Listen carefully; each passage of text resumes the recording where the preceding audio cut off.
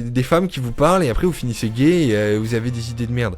Eh ben vas-y, continue à te vacciner, vote pour Bali Bagayoko et va te faire enculer, voilà. Que je te dis. Les juifs actuels, c'est des juifs qui sont pas devenus chrétiens. Ils sont construits en opposition au Christ. C'est plus facile d'être une merde sans aucun standard, qui se branle, qui va en boîte, qui boit de la vodka Red Bull, qui mange un testi croustille. C'est qu'ils ont oublié parce qu'ils se sont fait massacrer et ça fait 200 ans qu'on leur a dit que ça existait pas, tu vois. Ils font des lois pour ne pas appliquer la sentence. C'est quoi la solution au refus d'obtempérer? Naël. Il n'y a d'ailleurs pas une culture française. Et que tous ces salauds de gauchistes ferment leur gueule et arrêtent de mentir.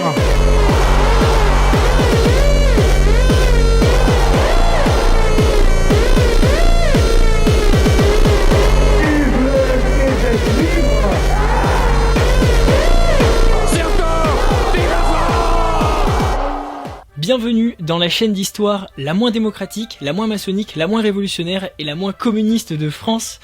Aujourd'hui, on va faire une vidéo avec un invité très spécial sur Lothar. On va parler de qu'est-ce qu'il faut faire de manière individuelle et collective quand on est de droite en 2026. Donc bienvenue sur Lothar. Merci de l'invitation. Ça va très très bien et toi? Nickel. Premièrement, ce qu'on va faire, c'est que peut-être tu peux te présenter rapidement. Et ce que je veux savoir surtout, c'est pourquoi est-ce que tu as commencé à faire des vidéos sur Instagram et donc bientôt sur YouTube?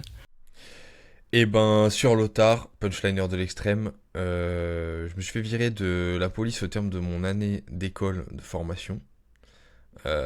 Pour le motif que je n'ai pas assimilé les valeurs de la République. Du coup, je me suis dit que, vu qu'on vivait quand même dans un sacré pays de merde, autant que je mette à profit ces qualités de non-soumission aux valeurs de la République, en les partageant avec le plus grand nombre sur les réseaux sociaux.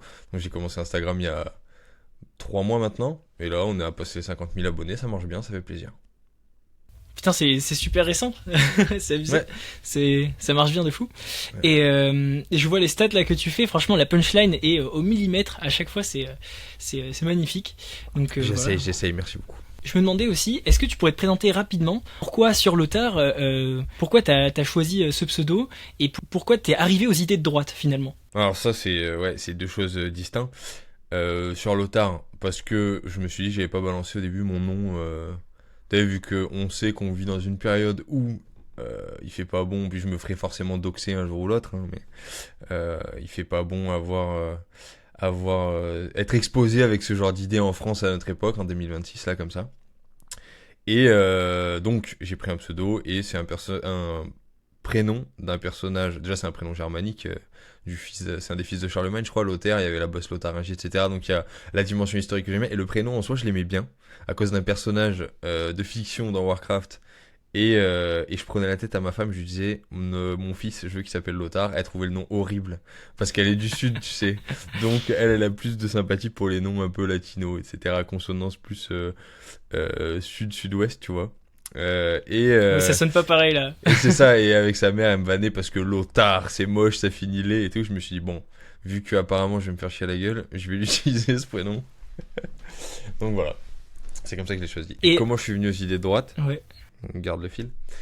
Je pense, j'ai jamais été, même si j'ai été à l'éducation nationale, etc., et j'ai jamais été complètement... j'ai toujours eu un esprit critique développé, je pense. Je pense que c'est mes parents qui m'ont transmis ça, parce qu'à la maison, tout le monde lisait, avait une culture assez vaste et tout, et puis on a toujours discuté. Donc, j'ai toujours eu un esprit aiguisé, un esprit critique plutôt aiguisé, et j'ai toujours décelé des incohérences ou des choses qui allaient pas, tu vois, dans le narratif qu'on nous sert à l'école. Donc déjà, tout petit, je sentais qu'il y avait des couacs, tu vois. Et il y a des trucs qui me paraissaient du bon sens, en fait, et qui me faisaient prendre le discours ambiant comme paradoxal. Et donc, comme tout le monde, quand t'as 15 ans, t'es de gauche parce que t'es à l'école. Mais... tu vois, une chose déconnante après l'autre, il y a un moment où je commençais à me rendre compte, par moi-même, par la réflexion, qu'il y avait des trucs qui allaient pas, qui étaient pas cohérents, qui étaient bizarres, et qu'en fait, on nous détournait un peu du bon. Alors après, c'est mon côté un petit peu provocateur, vu que du coup, j'ai pris goût dès l'école à me mettre à dos les profs de français, à les faire criser en leur faisant des rédactions où tu développes des idées qui leur plaisent pas. J'ai vu qu'il y avait un truc sensible, donc par cette provocation, j'ai commencé à me renseigner, creuser, chercher des trucs, et puis là, d'un coup, tu tombes sur des discours... des contre-discours, tu sais. Et en fait, vu qu'on est dans une espèce de lavage de cerveau républicain, dès que t'as l'impression de tomber sur un bout de vérité, tu t'engouffres, quoi. Et donc la glissade à partir de 15 Exactement. piges.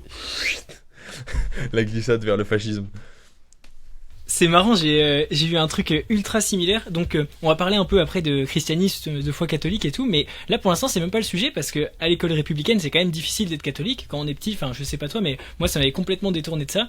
Et en fait, les profs de français, j'ai eu la même réflexion. Donc, juste pour remettre un peu de contexte, j'ai fait une vidéo précédemment qui parlait de libéralisme économique et de catholicisme. Et dedans, j'expose pas mal d'auteurs, etc. Et justement, à un moment, je parle de Voltaire et Rousseau. Et c'est le moment où il y a un grand renversement moral, un éloignement de Dieu au niveau des Lumières et tout. Et ce qui est marrant, c'est que en cours de français, on a vu deux auteurs. On a vu Voltaire avec Candide et on a vu Rousseau, le communisme primaire, etc. Et donc pareil, à ce moment-là, j'étais très loin de la foi catholique, très loin de tout comprendre et tout, mais je voyais qu'il y avait un truc qui allait pas. C'est quoi cette histoire de la propriété, ça a été inventé et en fait c'est un grand mal et tout. J'étais en mode mais qu'est-ce que vous me racontez? Et pareil, je commençais à rédiger des trucs qui m'ont valu des mauvaises notes et au final en me plongeant un petit peu plus dans les contre-discours comme toi, ça m'a fait arriver à droite. Puis à l'époque il y avait aussi une droite internet assez présente qui était marrante, hein. Il y avait Valek, Raptor, Papacito, etc. Je sais pas quel âge t'as, mais moi ça tombait quand j'étais au lycée, tu vois. T'as quel âge toi? Moi j'ai 26. Ouais, moi 28. Donc ouais, quasiment voilà. pareil. Ouais. Bah oui, bien sûr, il y avait la droite d'internet, bah c'est là où le glissement il commence, c'est que il y a mais en fait, ça rejoint ce que tu disais, les idées voltairiennes, rousseauistes et tout se base sur et j'ai l'impression que c'est un peu c'est ce qui m'a rapproché du catholicisme plus tard, auquel je me suis intéressé beaucoup plus tard, hein, ça n'a rien à voir avec la politique, mais c'est tout ce truc-là se base sur, tu sais, le péché d'orgueil. En gros, on te Ouais. vend que t'es intelligent, donc t'as un esprit critique, donc Dieu c'est pour les abrutis, donc oui, le bon sens voudrait que si tu bosses pour un truc, bah c'est à toi, mais attends, t'es un peu con, du coup on va t'expliquer, il faut partager, etc. Et c'est toujours sur ce truc, cette arrogance, tu vois, et c'est sur ça que tout se base, et donc en creusant, je pense, hein, c'est ce qui fait que la droite d'internet de l'époque était aussi séduisante, c'est que t'as ce truc, ce contre-discours où tu sais, les mecs se complaisent, les mecs en plus, ils ont super mal vieilli maintenant, comment ils s'appellent? Il y a eu un truc il y a pas longtemps, Antoine Daniel et tout, qui Ah sont oui, sur oui, leur, oui. juchés sur leur supériorité morale et tout, et qui t'expliquent que t'es un Mathieu con. Sommet, Ouais, exactement, toutes ces merdes là, putain qui quel ont fini enfer. par avoir des casseroles au cul pédophiles. Je crois que c'est ça, non? Tous, ils ont Pour, attrapé des mineurs. peut-être pas tous, mais pas loin. Bah, les deux là, Mathieu Sommet Ouais. et lui là. Antoine Daniel c'était récent. Ouais, Ouais, mais c'est ça, non? ouais, C'est des mineurs. ouais, c'est ça. Voilà. C'est ça. Toujours. Et donc, ouais, du coup, comme tu dis, ouais, il y a cette droite d'internet qui a bien aidé à donner un peu un appel d'air, quoi, une bulle, un peu de respiration à notre jeunesse, je pense. Ouais, c'est ça. Surtout que entre tout ce qu'on voyait partout, en fait, à ce moment-là je sais pas, du développement de la France, tout ce qu'on voyait partout, que ce soit la télé, les profs, même les parents souvent qui étaient allés à l'école républicaine, plein de trucs, il y a vraiment rien qui sortait du gros discours. Et c'est vraiment vers ce moment-là où il y a eu cette bulle d'air sur Internet. Et donc voilà, c'était quand même assez intéressant. Donc maintenant on sait pourquoi t'es de droite. On sait quel âge t'as, on sait pourquoi t'as ton pseudo, et j'aimerais qu'on passe au début de notre sujet. Finalement, on va faire ça en trois parties. On va faire d'abord qu'est-ce qu'on pense politiquement, la réalité, parce que être de droite c'est quand même assez dur à définir. Ensuite, comment se reprendre en main en tant que personne, et ensuite comment on fait en tant que communauté, de manière collective. Et donc, premièrement, j'ai une question à te poser. Est-ce que tu vois un lien entre une vision politique de droite et le catholicisme? Je sais que tu es catholique, évidemment, de mon point de vue, il y en a une, mais c'est quand même assez délicat comme sujet, comme j'en ai parlé dans mon ancienne vidéo, c'est pas t'es de droite donc t'es catholique, ça va plus loin. Et donc j'aimerais que tu m'expliques un petit peu quel est le rapport, selon toi, entre la droite et le catholicisme. Bah, déjà, parce que déjà, faudrait définir la droite, parce que c'est le gros problème qu'on a aujourd'hui, c'est que on est dans une espèce de dissonance cognitive généralisée où tout le monde utilise des termes qu'on définit jamais et tout le monde parle un peu dans sa bulle. Et du coup, pour moi, si on revient à l'essence de la droite, c'est la contre-révolution. La base. On est Donc, totalement d'accord. forcément, c'est le rejet de la Révolution française et des idées des Lumières, etc. Donc, se rattacher à cet ancien monde qui était du coup catholique, vu que forgé par 1500 ans de chrétienté et de royauté. Donc, de facto, oui, c'est cohérent, la droite et le catholicisme. Après, la droite économique, parce qu'il y a le côté où les gens maintenant vont te dire le christianisme, enfin, Je pense que le gauchisme a aussi bien pris dans l'esprit français, parce que comme le français était profondément catholique, les valeurs humanistes que la gauche... la gauche, j'ai l'impression que c'est juste une dégénérescence du christianisme. En fait, c'est le christianisme sans Dieu. C'est ça. Et du coup, sans ordre du coup naturel, et donc ça part en cacahuète. Mais du coup, t'as ce truc où bien sûr qu'il y a des valeurs de gauche, entre gros guillemets, puisque du coup, vu qu'on juge un arbre à ses fruits, la gauche n'a jamais, comment dire, pondu quelque chose de positif dans les axes qu'elle prétend, sur les valeurs qu'elle prétend défendre. Mais bref. En fait, elles sont retournées, tu vois. Moi, ce que je dirais, c'est que la gauche, c'est les valeurs du christianisme retournées sans Dieu. On peut même donner, tu vois, je peux te donner un petit exemple, mais c'est juste pour appuyer le propos. Mais par exemple, l'égalité, égalité avec Dieu, c'est une égalité de dignité. C'est-à-dire que moi, un handicapé, un vieux, un jeune, on est tous égaux face à Dieu. Donc, en réalité, ce que ça veut dire, c'est qu'on est libre. On peut être considéré de la même façon. Là où l'égalité où t'enlèves Dieu, t'enlèves la dignité face à Dieu, etc. L'égalité, c'est t'es plus grand que moi, je te coupe les jambes, tu vois.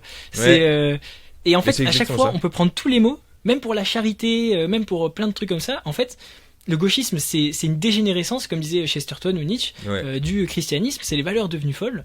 Et c'est là où, pour moi, je vois que la vision politique de droite, si on parle sur le plan conservateur, progressiste, les valeurs, la morale, etc., eh ben, ça se rapproche plus du catholicisme dans ce que c'est réellement, mais pas dans ce que ça a dégénéré, tu vois.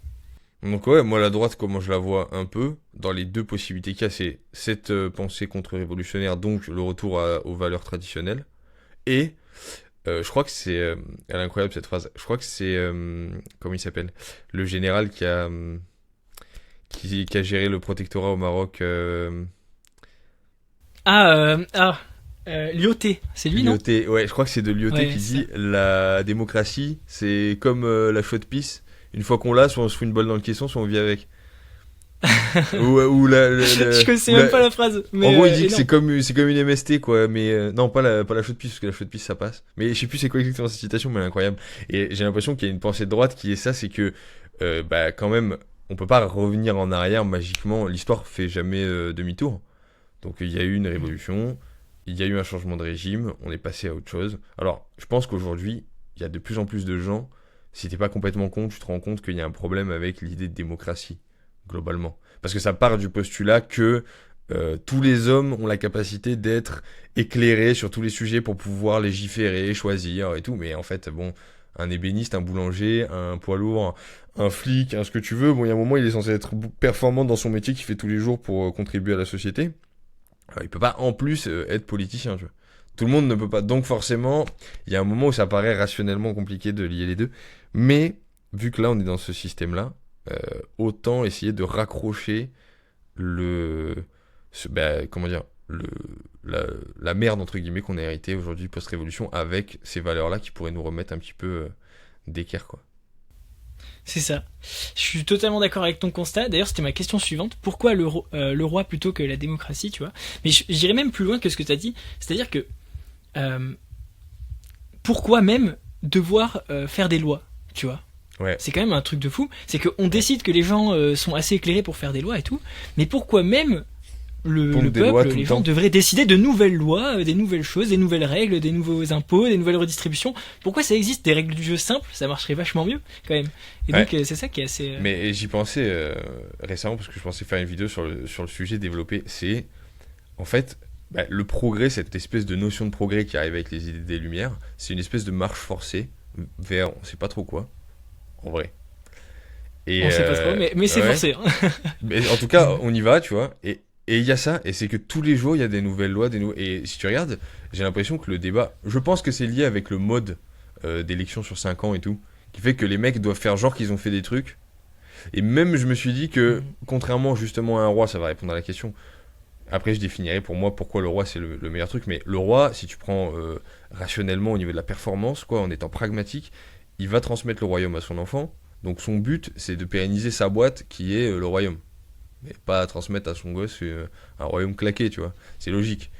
Alors que le président, si tu réfléchis bien, le mode de scrutin comme on a là, tous les 5 ans, il y a une élection, donc tous les 5 ans, il doit rejustifier de pourquoi c'est pertinent de voter pour lui. Donc si tout se passe bien, tu sais, t'as une période de prospérité, c'est déjà arrivé sous la royauté, une période de prospérité d'une 30aine d'années où Ça va, il n'y a pas de guerre, personne nous attaque, économiquement on est bien. Bah voilà, on a le cycle de la vie, les moissons, les fêtes chrétiennes qui se perpétuent, puis tout se passe bien pendant une période. Et ben là, il y aurait plus d'intérêt à ce que. Enfin, la politique aurait du mal à se maintenir parce que pourquoi tu irais voter? Tout va bien. Tu vois ce que je veux dire? Et là, du coup, j'ai l'impression que ça entretient. Déjà, il y a ce besoin d'entretenir le chaos tous les 5 ans et de sortir des nouvelles lois et de machin. On te dit, je sais pas moi. Et des nouvelles promesses pour se faire élire et plein de trucs qui servent à rien finalement. Etc. Donc, il faut toujours qu'il y ait un problème. Et en plus, il faut toujours faire des nouvelles lois pour donner l'impression qu'on apporte une réponse politique. Alors que des fois, je sais pas moi. Et ce qui est marrant, c'est que c'est un cercle vicieux. C'est ce que j'expliquais dans la grosse vidéo. J'en parle parce que ouais, j'ai vraiment fait le travail dedans. Non, mais il faut aller la voir absolument cette vidéo. C'est un banger. Allez la voir. Je pressurise, vous attrape par le callback. Allez la voir cette vidéo. Mais ouais, du coup, j'expliquais ça, tu vois. C'est que le fait d'intervenir, le fait de prendre de l'argent pour le redistribuer, pour donner des subventions, de faire en sorte que les gens y votent pour moi en fait j'ai pas d'argent donc donne-moi la subvention, moi j'ai une entreprise donc donne-moi la subvention, moi je suis public donc donne-moi la subvention, etc. Le fait qu'il y ait tout ce combat, ben ça enlève l'harmonie du système économique. C'est genre ouais alors les gars vous avez pas de loyer, ok bah on va vous avez pas de logement, ok bah on va faire un plafond de loyer. Bah en fait t'as l'impression que c'est une bonne idée, le mec il t'a promis un truc, sauf que dans la réalité économique ça détruit l'harmonie et tu te retrouves avec les conséquences exactement inverses de ce que tu voulais.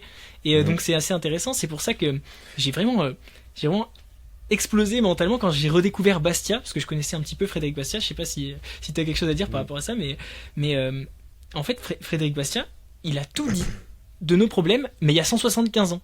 C'est quand même un truc de fou de se rendre compte aussi pourquoi le roi et pas la République, ou alors pourquoi la foi catholique et pourquoi pas l'athéisme. En fait, il y a aussi un truc, c'est les gens avant nous, ils étaient super malins. Et on a l'impression aujourd'hui que tout le monde se croit plus intelligent, mais les a pas lus. Et donc en fait, quand tu découvres des trucs comme ça, tu te dis, mais tout était dit, tout était là. Mais ça rejoint ce que je te disais au début, c'est que le vice, j'ai l'impression, de toutes les idées du progrès, en fait, c'est de flatter l'ego. Tout ça, si tu regardes bien, le féminisme, c'est aucune femme n'est heureuse. Enfin, les femmes sont moins heureuses aujourd'hui qu'elles l'étaient avant. La preuve, elles font pas d'enfants. Donc il y a un moment, tu sais, elles vont dire non, mais on est super bien, on est émancipés. Non, mais non. Une poule, quand elle est heureuse, elle pond, tu vois. Donc, là, tu fais pas d'enfants, on a une démographie T'as 60 négative. ans, t'es en dépression, tu vois, parce que t'as pas de petits-enfants et tout. Me dis pas que t'es heureuse. Un truc fou par rapport à ça, ma grand-mère, qui a jamais travaillé de sa vie, elle nous a dit un truc au repas de famille. Et c'était assez fou parce que franchement c'était frappant, c'était exactement ce dans quoi j'étais. Elle nous a dit un truc, bah vous voyez, tous ces gens là, c'est grâce à moi. Alors elle a dit ça avec son accent italien, tu vois, c'était assez drôle de l'époque et tout. Et elle a dit tous ces gens là c'est grâce à moi, il y avait 30-40 personnes, tu vois. Ouais. Et est-ce qu'une féministe elle va être heureuse comme ça à 80 ans, tu vois? Bah non. Non mais c'est vrai que c'est une folie ce truc d'être du coup là quelque part, les femmes ont un peu ce truc où elles sont entre guillemets un petit peu semblables à Dieu. Bah on est tous un peu semblables à Dieu sur certains aspects, mais les femmes ont ce truc en plus de nous que vraiment elles portent la vie et elles créent la vie à l'intérieur d'elles qui est quand même incroyable. Mais on les a persuadées que c'était pas bien, il valait mieux avoir un CDI. C'est fou. Faire des cafés, la photocopieuse et tout. Mais pour en revenir, parce que là on a glissé directement au truc économique, mais enfin déjà sur le truc du féminisme, c'est que les gens sont plus malheureux, mais c'est sur cette histoire d'ego, de se sentir justement comme tu dis, elle a jamais travaillé, parce que du coup ton grand-père je suppose qu'il a fait le taf et que du coup il avait les moyens, voilà. Mais sinon les femmes ont toujours travaillé. Ils avaient même pas plus les moyens que ça, hein, tu vois. On oublie quand même que même ils avaient pas plus les moyens que ça, tu vois. C'était mon grand-père, il avait un boulot, il y avait 4 gosses, tu vois. Mais en fait, on oublie que le propre de l'humanité, c'est d'être dans des putains de cavernes et avec des prédateurs dehors. C'est toi qui disais ça, tu vois. Et de faire des gosses. C'est-à-dire que c'était même pas la question, tu vois. Mais parce à l'époque, que c'était même pas la question de est-ce qu'on est bien grâce au grand-père ou quoi, tu vois. On va voir comment on fait avec ça, tu vois. Ils font croire aux nanas qu'aujourd'hui elles sont plus libres parce qu'elles travaillent et tout par rapport aux femmes d'avant, alors que tu vas me dire mais derrière nous on n'a pas 2000 ans de femmes complètement trisomiques qui ont jamais bossé. Enfin, la femme du médecin elle était infirmière de facto, elle était son assistante, la femme du cordonnier elle tenait la caisse, tu vois. Les femmes ont toujours bossé, il y a que les bourgeoises qui étaient ou alors pendant la période du siècle dernier où le salaire de l'homme suffisait, mais sinon si tu remontes justement avant la révolution et tout, la femme du paysan même aujourd'hui les paysannes, même tu vois c'était pas une question. C'était même pas une question pour faire des gosses, c'est assez intéressant de le voir comme ça, mais maintenant on dit souvent, on veut plus accueillir un enfant, ce qu'on veut, c'est désirer un enfant, tu vois. Mais en fait, précédemment, c'était un enfant, c'est un fait, tu vois. qu'est-ce que tu fais maintenant, tu vois? Alors que maintenant, il faudrait préparer toute la situation et du pour coup, avoir tu le fais pas désir d'enfant. d'avoir un enfant. Du coup, tu fais pas d'enfant, exactement. Alors Oui, c'est qu'avant, vrai. c'était, il est là, tu vois. Bah, il est là, vas-y, on fait avec et c'est parti. Mais c'est un argument ouais, qui c'est quand même m'arrache les cheveux, c'est un argument qui me rend fou, c'est entre les pauvres qui sont complètement lobotomisés avec le climat et tout, qui te disent à quoi bon faire un enfant dans ce monde. Avec tout ce qui se passe dans le monde, c'est irresponsable de faire un enfant, ou alors qui attendent que les conditions idéales et tout soient réunies. Mais qu'est-ce que vous racontez? On est sur le climax du confort humain. Tu sais, les mecs à la guerre de 100 ans, il y a des Arabes, C'est des ça. Vikings. Je le dis tout le temps ce truc dans les podcasts, mais les Arabes, les Vikings, les Anglais, la peste, la famine, ils faisaient quand même 10 enfants par femme. Et nous, on est Mais là, peut-être on peut peut-être les contrer en osant 10, tu vois. C'est l'espoir que je garde. Donc ouais, va falloir se mettre au boulot, là. Mais du coup, pour en revenir à la loi, ce qui était intéressant, c'est on est passé directement sur le volet économique, à savoir, tu sais, le blocage des prix et tout. Mais c'est pareil sur le volet sociétal. On fait toujours des lois. Tu regardes, quand il y a un truc qui se passe, un fait d'actualité, je sais pas moi, un refus d'obtempérer, le politique s'en empare, il parle, et il faut voir à l'Assemblée, et il faut faire une loi. Alors que Exactement. c'est Et une déjà- jurisprudence pour un cas Ouais. particulier, et on va ajouter des trucs. Alors que c'est déjà interdit, les gars, de pas écouter les flics, de rouler sur des gens, de conduire sous ballon. Enfin, c'est déjà interdit.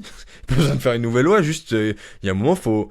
Tu sais, ils font des lois pour ne pas appliquer la sentence, qui est que, bah ouais, tu prends une balle dans la citrouille. Voilà. Exactement. C'est quoi la solution au refus d'obtempérer? Naël. Ouais, mais je veux dire. C'est pas faux, hein. C'est pas faux. Dans un sens, ça fait même. En fait, je pense que c'est juste une question d'élection, tu vois ça. Et c'est pour ça qu'on en revient toujours à ce sujet du roi. Finalement, le roi, il est propriétaire, il a pas besoin de se faire élire, et les choses qu'il fait, et qui étaient plutôt sensées, c'est qu'il laisse les gens faire leur vie, et il fait uniquement que la protection, le respect des droits naturels, le respect de la morale. C'est-à-dire que s'il y a un mec qui triche, qui vole, qui fait n'importe quoi, bah là oui, il y a le pouvoir réel qui vient et qui fait quelque chose contre lui. Mais s'il y a un mec qui essaye de buter d'autres gens, bah oui, le pouvoir royal il vient et il fait quelque chose contre lui. Mais en fait, à cette époque-là, mine de rien, pour la plupart des gens, t'es juste libre de faire avec les règles du jeu qui existent. Y a pas des nouveaux trucs qui s'ajoutent, tu vois. Tu vois, je pense que c'est exactement le même principe. Mais c'est pour ça qu'il y a eu la révolution d'ailleurs. C'est le même délire que tu sais, les mecs qui te disent je veux être entrepreneur. Ils veulent se mettre à leur compte. Parce qu'ils croient que quand ils seront le patron, ils pourront se lever à 15 heures et pas travailler. Alors qu'en fait, c'est l'inverse. Contrairement à quand t'es salarié, quand t'es ton propre patron, bah, chaque minute de ta vie où t'es pas en train de plancher sur ton business, et bah tu gagnes pas d'argent. Du coup, en fait, si tu te lèves pas à 5 heures du matin pendant que les autres dorment, et bah ça avance pas ton projet. Et si tu peux compter que sur toi-même. Et c'est pas du tout. Et les mecs comprennent pas, vu qu'ils ont des mentalités d'employés, ils comprennent pas que le boss, le patron, c'est pas une position enviable du tout. Ils comprennent pas que Bolloré il a 1000 fois plus de responsabilités qu'un employé quelconque de la poste. Parce qu'en fait, toi tu travailles 8h, 19h. Et après, tu rentres chez toi et puis tu t'en branles en fait, tu penses à autre chose. L'autre, il est là, il fait des plans sur la connerie. Et ben, je pense que c'est la même arrogance et le même esprit un peu bête que les bourgeois ont eu dans la Révolution quand ils ont voulu prendre la place des nobles et du roi. C'est qu'en fait, le roi, on voit ça, genre un mec, il pète dans la soie, il est là, on lui lèche les bottes, il a un sceptre et tout, tu vois. Mais en fait, je pense que c'est le job le moins enviable de tout le royaume. Parce que ton boulot, c'est juste d'être garant que tout se passe bien, que tout fonctionne bien d'être, tu vois, c'est nul en fait. Et t'as la responsabilité t'es en plus, responsable du royaume, du t'as ton job. territoire. C'est exactement ça. Il y a le roi d'en face qui veut t'enculer, tu vois. Donc Mais c'est que, en fait, compliqué. c'est des responsabilités à mort. Et d'ailleurs, les rois les plus nuls, Louis XIII, etc., c'est des rois qui étaient claqués, qui ont pas eu beaucoup de succès et qui comptaient sur les autres. Alors que les rois qui ont envoyé le plus du bois, c'est des mecs, moi j'aime pas Louis XIV, mais c'est des mecs qui ont tout fait, enfin qui étaient ultra responsables, qui étaient au taquet, qui géraient le quartier comme des boss en fait. Et c'est ça, cette espèce de... toujours en fait sur l'orgueil. Tu reviens, on est plus intelligent maintenant qu'avant, ils croyaient en Dieu, c'est trop de balles. Résultat, on se retrouve avec l'euthanasie, l'avortement et le changement de sexe. On est plus intelligent, nos femmes travaillent, et ben vous êtes plus intelligentes que vos arrière-grand-mères, résultat, on a une natalité négative et on importe le tiers-monde. Et pareil pour le roi. On est plus intelligent, on va prendre les décisions nous, résultat, ben, on a exactement ce que critiquaient les bourgeois, c'est là où je voulais en venir parce que je m'étais perdu. Les bourgeois croient, ben, comme je disais pour le mec qui veut être son propre patron parce qu'il pense qu'il va pouvoir se lever à 15h. Ils croyaient que le roi, il a des privilèges, il est là, il en branle pas une, et puis en fait, tout se passe, et lui, il bouffe sur le dos de tout le monde. En fait, non. C'est parce que lui, il est garant que l'ordre naturel est respecté et que tout se passe bien, que du coup, ils avaient cette impression, vu de l'extérieur, que c'était facile et que ça se passait. Mais en fait, maintenant que les bourgeois ont les manettes, et ben vu qu'ils se comportent comme ils croyaient que c'était, c'est comme le mec qui veut se lancer auto-entrepreneur pour rien branler, il branle rien, il se retrouve à France Travail, il gagne pas un copec, et il finit au RSA, puis ensuite il retourne comme un loser chercher un boulot, parce qu'en fait, être patron, c'est plus compliqué que ça. Et ben là, c'est pareil. De leur point de vue, quand même, tu vois, on pourrait dire. D'ailleurs, je vous renvoie tous à aller voir la masterclass de Barge-Léon sur la franc-maçonnerie. Mais de leur point de vue, on pourrait quand même dire qu'il y a un intérêt, tu vois, de la part de ces gens-là qui étaient bourgeois, de prendre le contrôle de l'aristocratie, finalement, de couper la tête à tout le monde et de se mettre à la place. C'est un intérêt économique personnel. Mais au final, du point de vue du royaume, du point de vue de la propriété, bah y a plus rien, tu vois. C'est genre, tu détruis tout, mais toi tu prends tes petits trucs personnellement parce que tu crois que t'es trop malin, t'es au-dessus de tout, etc. Et donc ouais, c'est horrible. Et le parallèle avec les patrons, il est super marrant. Il faut pas oublier aussi pour les patrons, on va faire la défense des patrons parce que ouais, je suis entrepreneur. Les patrons étaient employés. En fait, les patrons étaient des employés. Donc, si demain tu veux être patron, t'es patron. Et c'est ça qui est en fait génial dans une société libre. Le problème, c'est qu'aujourd'hui, demain tu veux être patron, bah t'es taxé à 70%. On peut plus. C'est même pas des questions d'aide. En fait, les patrons ils demandent juste qu'on les laisse tranquilles, quoi. C'est pas c'est il la nous faut une mentalité subvention, française. quoi. Le problème, C'est ça.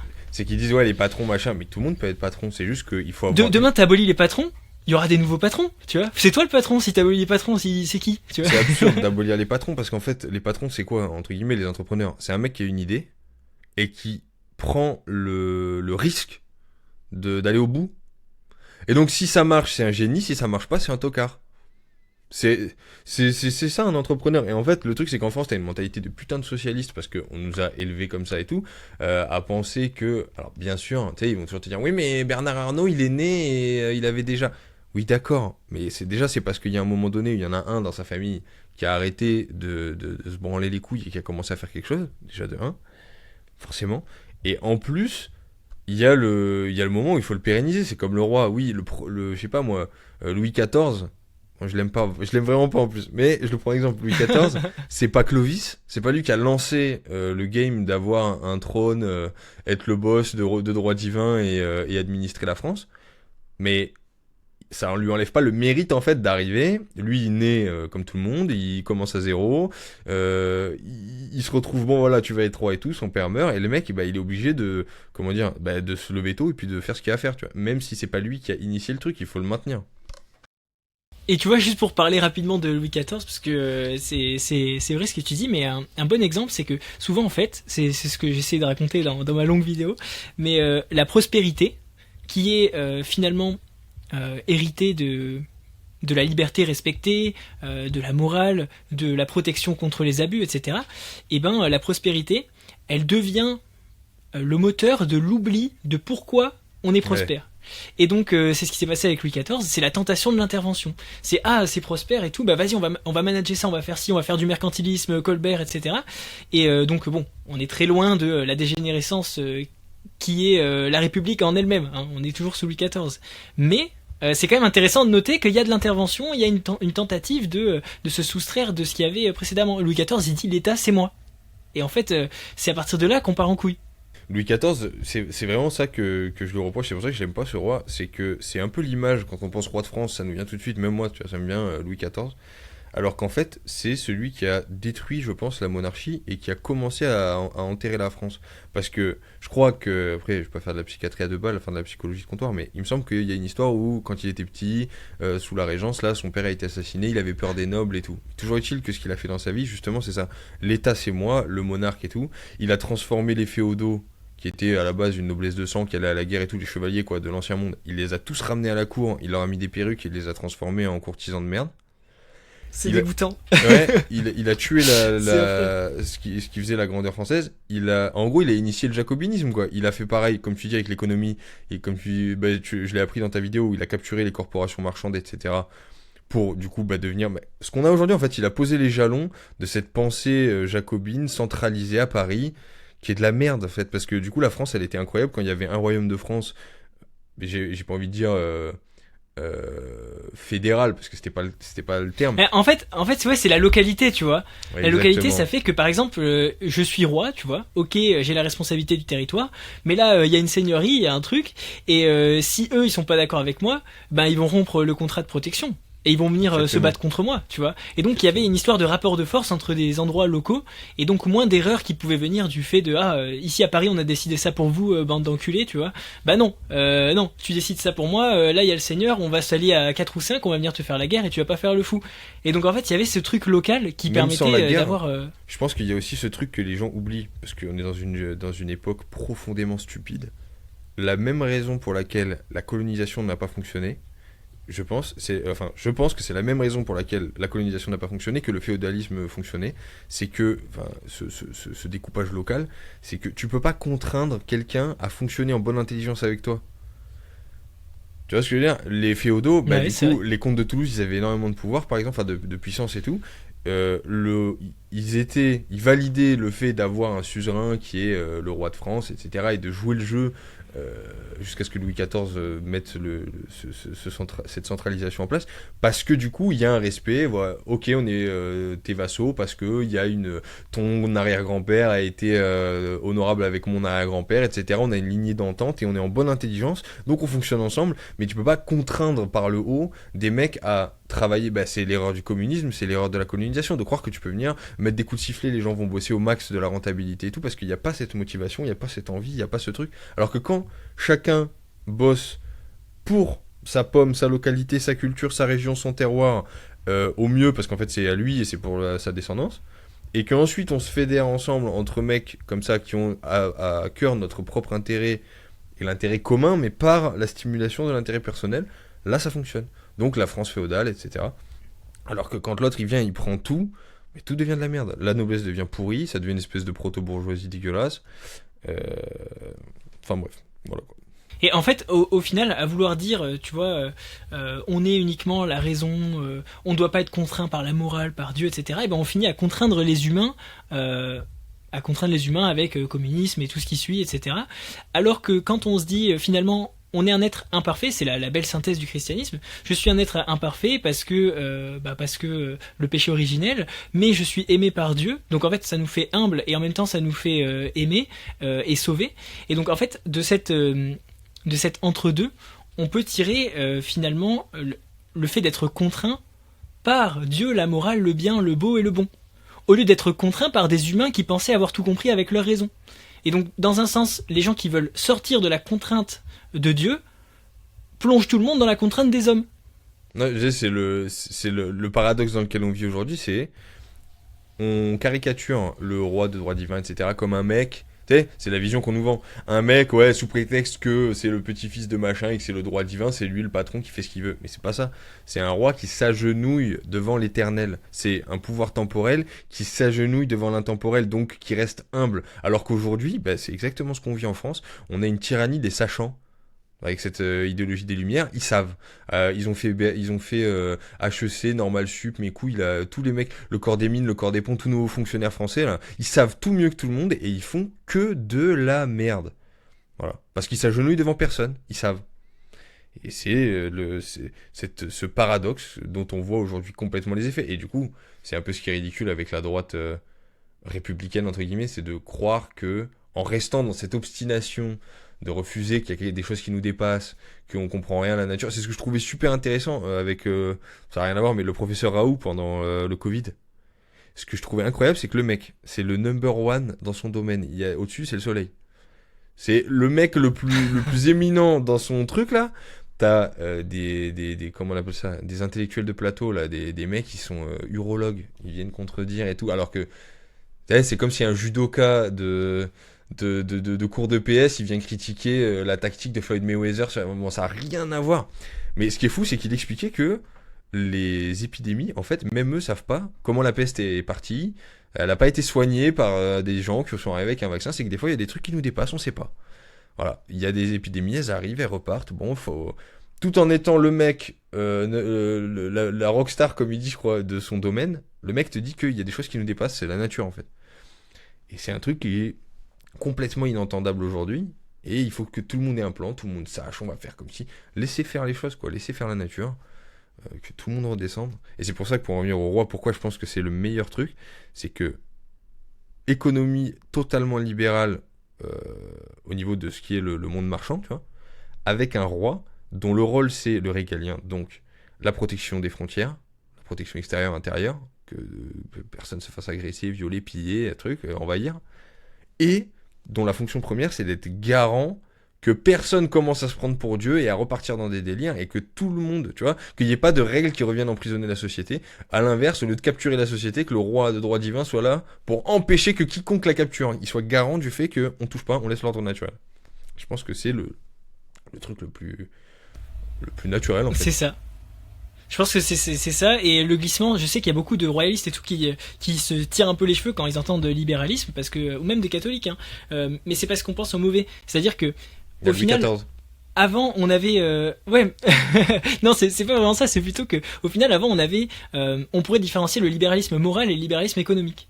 Et donc en fait maintenant on a le libéralisme moral, c'est-à-dire ouais on a le droit d'être ce que je veux dans ma tête, j'ai le droit de tout réfléchir, mais du coup ce faisant on a perdu le libéralisme économique. Donc le fait d'échanger quelque chose avec son voisin, c'est illégal les gars, c'est illégal, il faut payer des taxes, voilà bon. Et en fait ce qu'il nous aurait fallu c'est l'inverse, c'est-à-dire être contraint moralement par quelque chose de plus grand qu'on comprend pas, faire preuve d'humilité, de reconnaissance, vouloir viser le bien, le beau, le juste, protéger les siens, la veuve et l'orphelin, etc. Et en même temps le libéralisme économique qui permet à la société de se développer et d'atteindre la prospérité. Et donc on a eu cette inversion entre libéralisme moral et économique finalement. Mais plus largement, c'est pas que économique, c'est liberté tout, c'est plus que la liberté économique, parce qu'en fait c'est ça le libéralisme économique, c'est la liberté, mais t'as la liberté tout court, c'est que on a, comme tu dis, tu peux te définir si t'as envie, tu peux être une table basse, un hélicoptère, c'est une chaise si tu veux. Mais par contre, t'as rien le droit de faire sans remplir le CERFA numéro AB484. On n'a plus de liberté tout court, tu vois. Et c'est un truc marrant. Les athées, quand je parle avec des athées et que je leur dis que je suis devenu catho et en plus tradi, ah ouais et tout, tu t'agenouilles et tout machin. Moi, je m'agenouille devant personne. Fils de pute, je m'agenouille devant Jésus-Christ et quand il y a un procureur qui me parle mal, je lui parle mal. Et alors que toi, tu t'agenouilles pas devant l'Éternel, mais par contre, tu t'agenouilles devant la République toute l'année. C'est ça en fait. Le gouvernement devient Dieu, c'est ce que disait Chesterton, tu vois. Quand on enlève Dieu, le gouvernement devient Dieu. Et ouais, c'est assez fou. Même la liberté, on pourrait la voir comme. Après, on va passer à la suite, mais pour finir avec cette partie. La liberté, on pourrait la voir comme la capacité à choisir. Et en fait, quand on arrive à discerner le bien et le mal, finalement, pouvoir choisir, c'est une liberté. Et donc se dire, j'en ai rien à foutre que toi, en face de moi, tu me contraignes avec l'État, etc. Puisque moi, j'ai ma liberté, je peux choisir entre le bien et le mal, c'est une forme de liberté. Et il y en a qui vont penser que, oui, non, mais les religions, de toute façon, c'est la peur de l'enfer, et c'est la loi. Et en fait, ça, c'est pas le christianisme, c'est mal avoir compris. On pourrait nous dire ça sur les juifs, sur les musulmans, mais en fait, nous, on a Jésus-Christ qui est venu nous sauver et se sacrifier pour nous. Donc ça change la matrice de compréhension. Ça veut dire que, au final... je me suis perdu, vas-y. Non mais en plus c'est pertinent ce que t'amènes parce que ce discours-là, parce que du coup faut élargir aussi aux gens qui sont pas encore convaincus du christianisme, etc. C'est qu'à partir du moment où t'es libre de pouvoir choisir, il faut avoir une boussole en fait, parce que du coup t'es comme lâché en pleine mer. Et tu dois prendre tes décisions par toi-même. Si tu sais pas où est le nord, où est le sud, tu peux pas, tu vois, tu vois jamais la terre. T'es vraiment en pleine mer. Et le problème, et c'est pour ça d'ailleurs qu'on nous a enlevé, qu'on nous a déchristianisé comme ça, etc. Moi, j'y suis revenu à l'âge adulte au christianisme. C'est parce que en fait, ça nous désarme, puisque du coup, on n'a plus de boussole morale, on n'a plus de repères, et donc on n'est plus en capacité. On remplace ça par la loi. Mais même, on n'est même plus en capacité de prendre des décisions rationnelles, logiques. Parce qu'en fait, c'est ça qui est paradoxal. C'est que les gens croient, comme tu disais, oui, c'est la peur de l'enfer, c'est l'obscurantisme. Non, non, fils de pute. C'est qu'en fait, du coup, tu sais qu'il y a un ciel au-dessus et une terre en dessous. Du coup, t'as le nord et le sud, tu vois, t'as un azimut. Donc, t'es capable de prendre tes choix de manière libre et éclairée. Alors, on te l'enlève. C'est là où je voulais en venir. C'est pour ça que j'ai choisi non-croisade. Je trouve que c'est ultra représentatif. C'est que, en fait, on a l'impression que c'est la loi et la peur de l'enfer. Mais par exemple, dans le christianisme, quand on dit ne tuez pas, en fait, on sait que ne pas tuer, c'est un commandement, tuer c'est mal, mais c'est pour ça que je choisis non-croisade, parce que je trouve que c'est assez évocateur, c'est que si on prend les croisades, c'est des gens qui vont tuer d'autres gens. Donc on pourrait se dire, mais ils sont pas chrétiens, ils vont tuer d'autres gens. Sauf qu'en fait, la capacité à choisir entre le bien et le mal, c'est la capacité à se poser des questions morales. Et donc par exemple, aller tuer quelqu'un, c'est pas bien, mais défendre la veuve et l'orphelin contre le mal, ça c'est bien. Et donc, aller faire des croisades, c'est pas juste se dire ah vas-y on va tuer les gens là-bas, c'est se dire je prends le risque de périr par l'épée parce que je vais sûrement amener la mort. Par contre, je fais ça pour défendre des gens derrière moi, et une fois que j'aurai tué le mec d'en face, je vais aller l'enterrer. Et en fait, ce que ça veut dire, c'est que c'est pas juste une question de loi et de aller en enfer, c'est une question de questionnement moraux constant pour pouvoir choisir comment faire le bien sans haine dans le cœur, et donc être vraiment libre à partir de ça.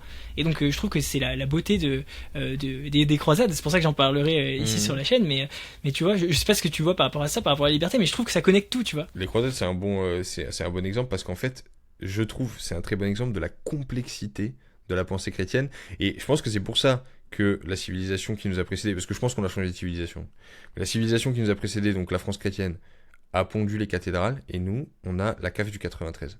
Et je pense que c'est vraiment parce que c'était des gens qui étaient bien plus brillants que nous. Alors, les penseurs et tout, ceux qui étaient à la tête, et en fait, chacun était à sa place. Quand t'es un gueux, je dis ça de manière péjorative en vrai, mais quand t'es un badaud, là, un mec lambda qui prend tes 3 doses comme un bon golem et tout, mais en fait, pourquoi t'as envie d'avoir le droit de vote pour décider n'importe quoi? Tu vois bien que t'es pas capable de décider ton propre bien. Et tu vois ce que je veux dire? Et le truc, c'est que le christianisme, justement, comme tu disais, ses choix moraux et tout, c'est vachement compliqué. Ben, quand il te dit, le Christ, de aimer tes ennemis, ça veut pas dire d'être non violent. Et c'est ça, en fait, en fait, les gens sont devenus bêtes. Et c'est fait exprès, ça nous désarme. On nous enlève la morale, on nous enlève l'intellect, comme ça, on est là, et on consomme et on paye des taxes. C'est ce que j'ai l'impression. Dès que je lis un mec un mec d'il y a longtemps, je me dis mais on est complètement con, c'est aberrant. Mais même moi, en fait, précédemment, c'est qu'on n'avait pas compris la complexité de ce qu'ils avaient avant. Si ça construit des civilisations, c'est pas pour rien, quoi. C'est donc, en plus, c'est super simple. C'est simple, mais c'est difficile. Et nous, aujourd'hui, tout est super complexe, alors que tout est facile. Tu vois ce que je veux dire? Genre, on a tout complexifié en voulant se prétendre des lumières de je sais pas quoi, et donc on comprend rien à rien et tout fout le camp. Alors qu'avant, les lois et les cadres étaient simples, mais c'est super difficile d'être un bon chrétien. Genre, aimer ses ennemis, comme tu disais, c'est le mec, bah, tu dois t'opposer à lui physiquement parce que, bah, par exemple, la guerre juste, la notion de guerre juste, mais c'est n'importe quoi, c'était utilisé par les religions pour faire des massacres. Mais non, la notion de guerre juste, c'est l'invasion. Oui, t'as le droit de pérenniser sur ta terre, d'avoir femme et enfant, et que l'endroit que t'as cultivé, ben, il soit transmis à ton fils et à son fils, et que t'aies une pérennité, t'as le droit de vivre, en fait. Et donc, si un mec vient et te dit, agenouille-toi infidèle, sinon je te décapite, normal, tu t'habilles en fer et puis tu lui fous sur la gueule, parce que, bah, t'as le droit de pas te laisser tuer. Mais c'est compliqué à comprendre pour les gens d'aujourd'hui qui sont stupides, qui pensent que, christianisme, c'est non violent, c'est Gandhi, tu sais. Voilà, ils vont nous renvoyer des trucs du genre ouais, Jésus il a dit de pas juger, tu vois. Ouais, alors que pas du tout. Non mais arrêtez de prendre nos trucs et de pas les comprendre en fait. C'est ça. On comprend rien. Si on juge pas entre le bien et le mal. Eh ben oui, on fait quoi, Bécou, on est là comme ça, et ben ouais, ben on met 3 doses, voilà. Ouais, ben c'est bien. C'est ça, parce que Jésus, par exemple, c'est le meilleur exemple, c'est que même Jésus, sa figure, c'est toujours des athées de merde qui disent ah ben pour un chrétien, tu juges, hein. Mais Jésus il fait que ça. Il y a des phrases qu'on nous ressort jamais, hein. Vendez vos manteaux, achetez des épées. Les gars, vous avez oublié celle-là, tu vois. Mais il y en a même plein qu'on a oublié. On nous ressort que des trucs bateaux tout le temps. Les trucs pour nous gaslight un peu, tu vois. Et c'est que ça, parce qu'en plus ils les comprennent pas, genre tendre l'autre joue. Non mais d'accord, mais il y a un contexte. Il est pas en train de te dire de te laisser faire. Il est en train de te dire de faire ce qui est juste. Donc ça a rien à voir. Et même cette image du Jésus hippie, Jésus, il fait son ministère, c'est 3 ans où il est en Judée, où il punchline. Parce que bon, déjà parce que c'est Dieu, mais parce que la vérité est plus importante que le reste, et du coup, il crache la vérité au visage des pharisiens, à tel point qu'il finit par être cloué sur une croix. C'est ça, notre Dieu. C'est pas... hier, sur la vidéo que j'ai sortie, je me suis fait dire quoi par Après, ça doit être des mecs de 18 ans, voilà, qui sont là, les paganes, ou je sais pas quoi, des mongoliens. Ouais, tu crois aux juifs magiques. Mais fils de pute. Ça n'a rien à voir avec le sujet, mais ça me revient, cette phrase. J'avais envie de lui écraser le visage, tu sais, de lui broyer la gueule à coups de poing. Tu crois aux juifs magiques, mais nique ta mère, en fait, qu'est-ce que tu veux qu'on fasse pour toi? Eh ben, vas-y, continue à te vacciner, vote pour Bali Bagayoko et va te faire enculer, voilà. Qu'est-ce que je te dis? Et surtout, c'est toujours le truc d'oublier que les juifs actuels, ils sont construits en opposition au Christ. Donc à chaque fois qu'on nous sort des trucs comme ça, les juifs actuels, c'est des juifs qui sont pas devenus chrétiens. Donc ça veut dire des juifs qui sont construits en opposition au Christ, le Talmud, etc. Et donc à chaque fois, que ce soit les évangéliques, ou alors que ce soit les mecs dans les commentaires, ou les gens qui font toujours le mix et tout, ils oublient que Jésus, il est arrivé, il s'est fait crucifier parce que il a dit, les gars, vous avez rien compris à votre livre en fait. C'est pas se circoncire le sgeg qui est important, c'est se circoncire le cœur avec la morale. Et en fait, c'est des trucs comme ça qui l'ont fait prendre pour un blasphémateur par les juifs, qui l'ont tué et qui après ont formé le judaïsme actuel. Mais c'est quand même marrant de toujours voir qu'on oublie ça, qu'à chaque fois on essaie de nous punchline. Mais bon. Non, mais j'allais dire, de toute façon, c'est un terrain glissant. J'espère que la forme de mon nez me protégera, mais moi aussi. parce que le christianisme, en vrai, quand tu comprends ça, je crois que c'est ce qui avait fait tomber Mel Gibson avec La Passion du Christ. C'est vrai que quand tu regardes vraiment bien, tu t'intéresses au sujet, tu te rends compte que, en fait, c'était pas des juifs, c'était des hébreux, et que c'est les hébreux qui ne sont pas devenus chrétiens, qui n'ont pas suivi le Messie, qui sont devenus les juifs, et que donc, oui, comme tu dis, ils sont construits en opposition au Christ, en fait. Et du coup, si tu crois en Christ, un mec qui fondamentalement a basé sa doctrine et son mode de vie sur l'opposition à Dieu, enfin à la parole d'évangile, assez compliqué. C'est Satan, la synagogue de Satan, etc. Ce qui explique les persécutions, enfin, le fait que c'était compliqué pendant toute ça. Justifiez pas les persécutions. Attention, j'ai une mezouza à la maison, tout ça, Julien est un copain. Mais ça explique, je pense, pourquoi il y a eu toujours ce problème, entre guillemets, juif pendant tout le royaume de France et tout. Il y a eu les périodes où ils étaient chassés, revenaient, trucs, enfin, que c'était une relation compliquée. Parce qu'en fait, oui. Ouais, pour finir là-dessus, tu vois, je dirais il y a une chaîne documentée qui est géniale et qui parle de tout ça, qui parle de la foi catholique, de la défendre. C'est une chaîne qui s'appelle Swissguard. C'est une petite chaîne. Allez voir ça, je vais la mettre en description. C'est vraiment incroyable et ça parle de historiquement les problèmes qu'il y a eu avec les catholiques, les juifs, les protestants, les orthodoxes, etc. Ça parle de plein de trucs. Donc voilà, au plaisir de faire une vidéo avec lui si jamais il veut, mais Swissguard en parle très bien. Donc on peut passer à la suite. Ça fait un moment du coup qu'on a essayé de définir les termes. Maintenant, j'aimerais qu'on voit comment se reprendre en main, selon toi, quand on est un mec, aujourd'hui, qui a décidé de changer sa vie sur les terrains, donc sport, femme, enfant, travail, foi, alimentation. La vie, quoi. Discipline, la vie. Donc, qu'est-ce que tu dirais à quelqu'un qui a envie de se reprendre en main sur tout ça? Qu'est-ce que tu lui donnerais comme conseil rapide, efficace, concret? Voilà. Si tu peux me dire ça, si tu veux, je peux te reciter les éléments dans l'ordre. Non, t'inquiète. Pour le sport, par exemple. Mais de toute façon, c'est la vie. Mais le sport, le truc avec le sport qui est important. Après, il faut pas tomber dans l'égarement du bodybuilding en mode à se regarder tout, parce qu'après, ça développe. Pourquoi je dis ça? Parce que ça développe justement, tu sais, une confiance anormale par rapport à tes, comment dire. C'est juste un aspect physique en fait, et c'est là où il faut un peu se détacher du corps, dans le sens, le comprendre d'ailleurs, ce message de Jésus, de se détacher du corps, ça veut pas dire négliger son corps et être un phasme dégueulasse, un gauchiste, tu vois. C'est faire du sport, être beau et tout, cultiver son corps, c'est bien, mais en gros, il faut pas tomber dans le truc absolument opposé, comme... c'est un truc qu'on n'a pas trop en France, heureusement, mais que la muscu amène, tu sais, ce truc de se définir par sa simple apparence et tout, parce que déjà c'est un truc volatile, ça vient. En plus, c'est pas une réelle plus-value. Genre, il y a un moment, si tu dois défendre le royaume de France, les croisades, elles ont pas été faites à base de posing, tu vois. Donc, faut pas non plus se perdre dans ce truc-là. Mais le sport, je trouve que c'est super important parce que ça permet d'amener la discipline, vraiment dans la vie, de structurer sa vie, tu vois, une discipline et un souci matériel au jour le jour, tu sais, qui est vraiment concret. C'est ça permet de vraiment se recentrer sur ce qui est important, et la souffrance aussi physique que ça amène le sport quand tu fais du fractionné, quand tu te mets vraiment dans le mal. C'est pour ça que la muscu aussi, je trouve, c'est limité, c'est qu'on peut faire de la muscu sans faire de sport. Tu vois ce que je veux dire? On peut faire des séances où ça transpire pas trop. Et c'est pour ça que je pousse et j'encourage d'ailleurs par mon programme La Voix, ma méthode, où je mets plus que des exos polyarticulaires. C'est plus proche de la préparation physique générale pour un combattant, genre que ce soit un sportif en sport de contact ou un militaire. C'est plus proche de cette doctrine-là parce que c'est bien d'être beau, mais c'est bien aussi d'en chier un petit peu à l'entraînement parce que ça permet justement de rapprocher la souffrance physique, de raffermir l'âme, tu sais, de te rendre testo, de te rendre rustique. Et en plus, à la fin, vous avez tous un super physique, en plus. Mais ce qui est important, ce que je trouve important avec cette souffrance, et pourquoi le sport en fait est aussi important, et on va dire oui mais on s'en branle de faire de la gonflée et tout, c'est que en souffrant physiquement, en ayant la capacité de s'astreindre par la discipline, à aller souffrir quotidiennement tous les jours, tu vois, ça muscle l'âme, je trouve, ça muscle l'esprit, et ça rend testo, et donc ça t'imperméabilise à des idées de merde, genre aller faire des réunions de superware entre papas pour discuter de la charge du changement de couche. Ce genre d'idée d'un Ça coup, t'évite de finir sur Instagram avec du maquillage comme Sex Voilà. Star. Ouais, j'ai rien dit. Voilà. Et même les idées de gauchistes, tu sais, de redistribuer les richesses de mecs qui ont travaillé, gros.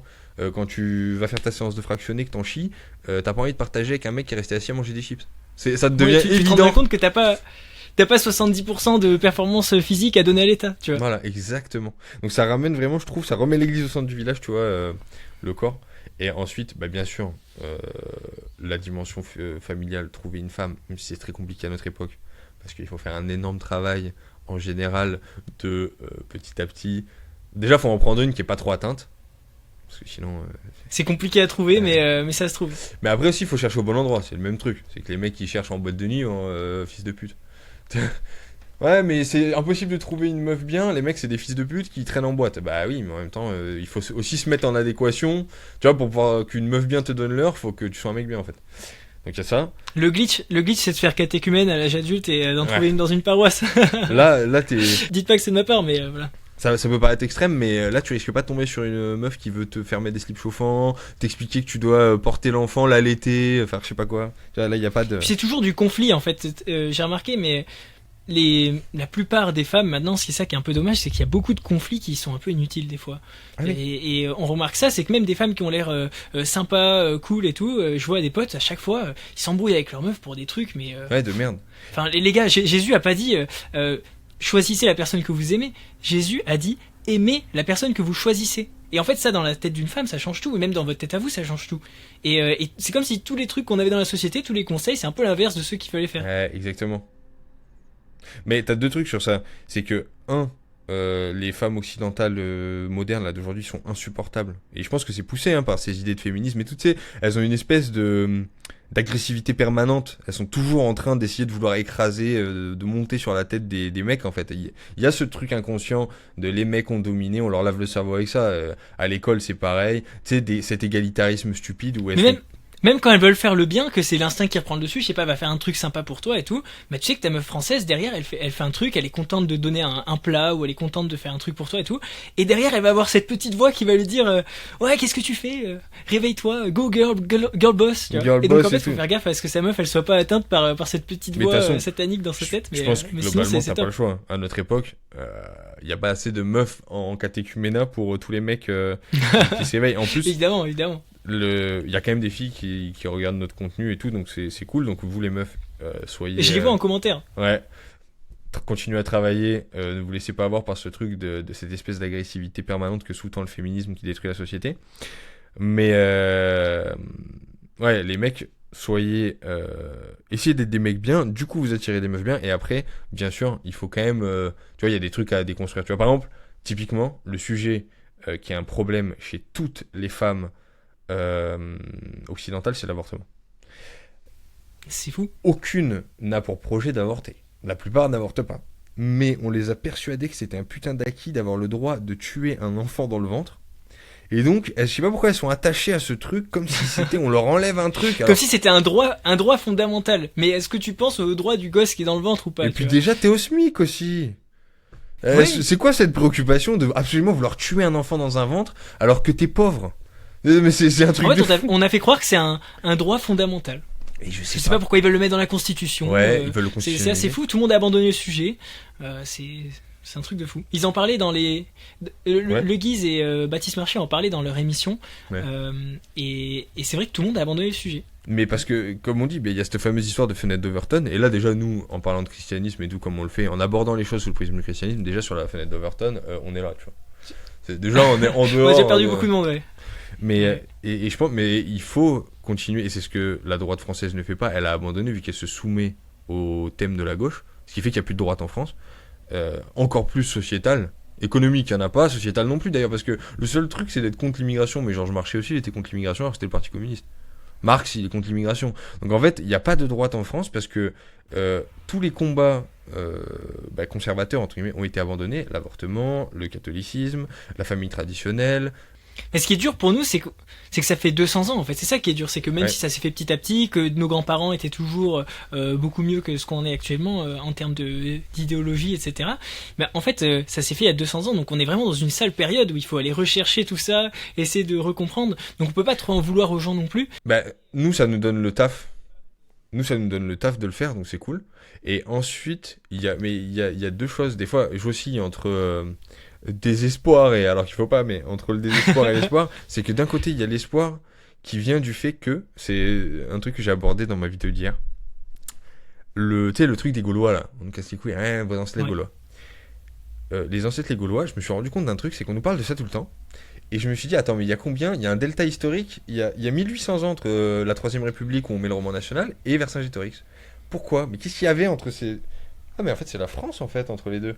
C'est l'histoire de France littéralement entre Exactement. Vercingétorix. Et je me suis rendu compte qu'entre Vercingétorix et Clovis, il y avait 600 ans je crois, ou 500 ans. 530 ans, un truc comme ça. Mhm. Parce que la bataille d'Alésia, je crois que c'est moins 30 avant Jésus-Christ, et le baptême de Clovis c'est 496. Donc c'est littéralement quasiment 600 ans après. Donc rien à voir avec le sujet de la France, puisque entre temps il y a eu les Romains et tout.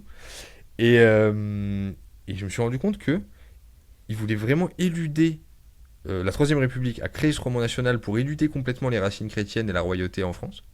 Et aujourd'hui, c'est ce qui me redonne de l'espoir, les déconstructeurs décoloniaux s'en prennent à ce fameux roman national qui a décapité la France. Tu vois où j'en veux venir? Donc ça nous pousse à... Du coup, ils sont Bon, de eux-mêmes... toute façon, en train- Robespierre a fini guillotiné. Ils se hein, sont j'ai envie de te dire. auto-guillotinés. Mais là, ils sont en train de faire la même chose, j'ai l'impression. Ils veulent déconstruire ce truc de nos ancêtres les Gaulois. Et ben, vous avez raison, les francs-maçons. Nos ancêtres les Gaulois, on s'en branle. Notre ancêtre qui Nous, on compte, est catholiques. c'est Clovis. C'est le barbare C'est Clovis, païen c'est qui a le embrassé baptême. le Christ, qui a fait 1000 ans de France, qui a donné le terroir, tout ce qu'on kiffe en fait. Les cathédrales, la bouffe, le savoir-vivre, l'art de vivre, la guerre, l'ingénierie, le cinéma. Ben, ça, c'est Clovis, donc les barbares celtes christianisés et romanisés.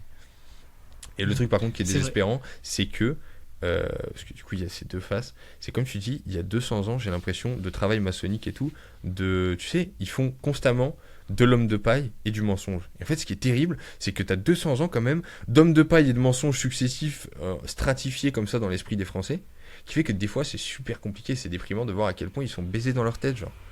On a oublié la base, hein. Même Ouais. chez les gens de droite, là, tout ce qu'on dit, ça peut paraître complètement fou des fois, parce que on a oublié la base de comment était le monde avant qu'on essaye de se séparer de Dieu à tout prix. Et c'est assez fou. Et c'est la vision anthropologique hein, qui fait vraiment la différence entre...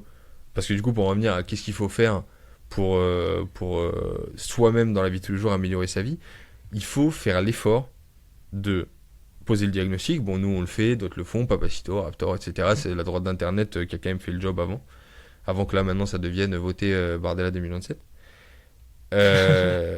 Il faut faire le job de faire le diagnostic, ok il y a un truc qui va pas, et arrêter de se perdre par ego et par facilité surtout dans de la merde, Bardella, machin, remigration. Oui non mais il faut faire ça. Mais le truc c'est que ça n'adviendra pas tant que les Français seront pas redevenus des Français. Et pour redevenir des Français, bah c'est difficile en fait, c'est chiant. Parce que oui, c'est plus facile d'être une merde sans aucun standard, qui se branle, qui va en boîte, qui boit de la vodka Red Bull, qui mange un testi crousti, qui adopte les codes de la street, qui dit wesh. Tu vois ce que je veux dire? C'est vrai que c'est beaucoup plus simple et ça demande des efforts hein, de ouf de revenir à cette ancienne vision du monde, de remettre Dieu en haut et de se dire qu'on peut pas décider de ce qu'on est. Et c'est pour ça que j'ai commencé à faire des vidéos sur l'histoire de France, tu vois. Ouais. C'est parce que je me suis dit, mais attends, il y a beaucoup de gens qui veulent refaire la France, mais personne connaît l'histoire. Et d'ailleurs, ce que tu disais sur Vercingétorix, j'en ai fait un épisode parce que quand même tout le monde en parle, donc je me suis dit, si je peux en faire des vues dessus et essayer de ramener un peu de vérité là-dessus, je vais en faire un. Et donc dans l'épisode, à la fin, je dis bien que Vercingétorix, finalement, bah, ça a été ramené par la République afin de reconstruire un roman sans le christianisme, sans le catholicisme. Et donc ouais, c'est intéressant de juste se replonger de temps en temps dans l'histoire de France. Lire c'est bien, mais je pense qu'aujourd'hui c'est Mais un il faut peu le cook, vivre. hein, les gens lisent plus trop. Donc le mieux c'est d'essayer de soit regarder des vidéos, soit aller visiter des châteaux, des Mais d'ailleurs tes monuments, des vidéos trucs et sont tout. incroyables Et- sur l'histoire de France.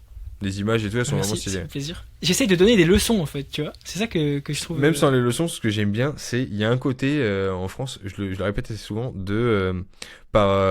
le conservatisme a un peu ce côté pas séduisant parce que on veut pas perdre un peu de fidélité historique au profit du soft power, tu sais, de l'enrobage. Et ce que j'aimais bien, je te l'avais dit dans tes vidéos, c'est que tu mets tu sais, t'as des visuels où Pépin le Bref il est bodybuildé et tout, un peu ces images Exactement. Warhammer, etc. Tu sais, cette imagerie un peu américaine du mec testo. Et je pense que c'est important, même si on enlève un peu le côté historique de la chose, de vraiment porter au pinacle le truc et de s'en inspirer. De le rendre Mais totalement. inspirant. Et d'ailleurs, si j'ai décidé de faire ça, c'est parce que je sais pas pourquoi, mais j'ai toujours eu cette conception que la Rome antique, il fait beau, c'est génial. Les Gaulois, il fait beau. Et je sais pas pourquoi j'ai toujours eu cette conception qu'au Moyen-Âge, il pleut. Il pleut, C'est un truc de gris, fou, c'est qu'on nous a nul. tellement mis cette imagerie dans la tête qu'on a oublié que, en fait, tous les trucs de medieval fantasy trop stylés, où il fait beau, où c'est magnifique, où il y a de l'herbe, etc., tous les décors de manga, Vinland Saga ou les trucs comme ça, bah, en fait, ça vient de l'imagerie médiévale aussi, et que, à l'époque médiévale, il fait beau, tu vois. Et donc, Oui, je me suis mais- dit, on va mettre des mecs solides, on va mettre des beaux paysages et tout dans les vidéos, donc, ouais. Mais c'est vrai que t'as fou raison. À quel point on s'est fait avoir là-dessus. Ces strates qu'on nous a mis dans l'esprit, c'est vrai, on a ce truc, tu penses Rome, il fait beau et tout, les mecs sont en jus, puis ils mangent de l'huile d'olive. Clovis, baptême de Clovis, il pleut, c'est triste. Tout est gris. Tu sais, l'URSS, tu vois gris. T'as un On filtre oublie qu'à Rome, c'est une personne sur trois qui est esclave. qui a des esclaves, tu vois. Ils sont pédophiles, ils sont pédés.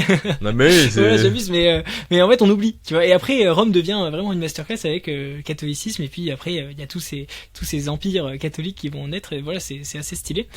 Bah, vu que t'as fait une vidéo dessus, dis-moi si je me trompe, hein, mais l'impression que j'avais, le parallèle il m'est venu assez vite sur Vercingétorix, c'est que, parce que la Troisième République, Jules Ferry et tout, c'est quand même pas encore les totalitarismes du XXe siècle, mais je trouvais qu'il y avait une constante, la moustache, l'athéisme et l'opposition à l'impérialisme. Là, c'est l'impérialisme romain, mais je trouvais qu'il y avait une constante avec aussi tous nos dictateurs du XXe. De cette image de Vercingétorix, moustache, athée, qui lutte contre le grand Rome, le grand capital, je sais pas quoi, tu vois. Fais gaffe parce que t'as une moustache aussi quand même. Ouais, c'est vrai. Mais non, mais ouais, je suis d'accord. Ouais. Un jour, je la ragerai puis je à passe chaque au fois, rond c'est ça. plaquette. Ouais, c'est ça. Ouais, je suis d'accord, il y a clairement un lien. D'ailleurs, dans ma longue vidéo où je reparle de libéralisme économique, catholicisme et tout, on reprend vraiment pas mal de sujets. Et je parle de vision contrainte, non contrainte, et on remarque que dans tous les totalitarismes, etc., qui essayent de se raccrocher à un monde non contraint, eh ben, on va essayer de revenir à des imageries païennes, pré-contraintes de Dieu sur l'homme, etc. Et puis après, on va contraindre la société, tu vois. Ouais. Donc c'est un peu dur si j'ai dit contrainte, non contrainte, mais voilà, si vous Oui, m'avez oui. suivi, vous avez compris normalement. Tu sais, on veut vous faire croire que Dieu empêchait... En fait, Dieu était méchant parce qu'il empêchait les hommes de faire des trucs de trépané, genre ce que faisaient les Gaulois, couper les pieds des cadavres pour pas qu'ils se barrent. Et, et du coup, bah c'est chiant. Mais en fait, non. Parce que du coup, ça nous évite... L'idée contrainte de l'homme par Dieu, c'est une idée où l'homme il est contraint pour réaliser sa nature, pour réaliser ce qu'il doit faire, il est libre, il est contraint par Dieu. Et en fait, à chaque fois qu'on va vouloir contraindre l'homme par des hommes, on va essayer de les ramener à cette imagerie païenne, gauloise, antique, etc. Ouais, alors que les mecs, ils faisaient des sacrifices humains, enfin, je veux dire, ça volait pas haut. On peut dire, oui, non, mais ils avaient une super culture, ils avaient des fibules qui permettaient d'attacher leur pagne. Non, mais frère, tu me parles d'une épingle à nourrice, grand. Cathédrale, orgue, la musique sacrée de Bach, tu me compares ça avec une épingle à nourrice. Relaxez-vous. Mais faut dire ce qu'il y a à un moment. Le truc, c'est ça, mais ça demande des efforts, en fait. Parce que c'est ce truc éternel, pour revenir à ce qu'il faut faire, c'est vraiment avoir le courage, la volonté une fois qu'on a posé le diagnostic et qu'on l'a compris, regarder, bon, qu'est-ce qui était bien? C'est la France d'avant, catholique, royale et tout, machin. C'est là où tout était, à poser les jalons. Il y a juste à voir les fruits de l'arbre, c'est les cathédrales, la culture et tout. Et ben, il faut se forcer à se rattacher à ce truc-là, même si c'est chiant, d'aller à la messe tous les dimanches, même si c'est chiant, de pas pouvoir dire, ouais, mais je m'en fous, toi, bah, vas-y, je vais me branler. Eh ben non, parce qu'en fait, c'est de la merde, c'est pas bien. Et je crois que dans ta vidéo, tu le dis, la fameuse histoire de, avant de faire tomber une clôture, faut se poser la question de pourquoi elle était là. Et en fait, c'est un peu ça, c'est qu'on a fait tomber la clôture, qui est, l'homme est, un objet, un produit de la nature et c'est pas lui qui décide de ce que la nature doit être. Et c'est vraiment cette vision anthropologique qui est différente. Et ben il faut se forcer à retourner à cette façon de voir là. Alors ouais, par un certain aspect c'est chiant, déjà ça demande de la rigueur, de la discipline et tout.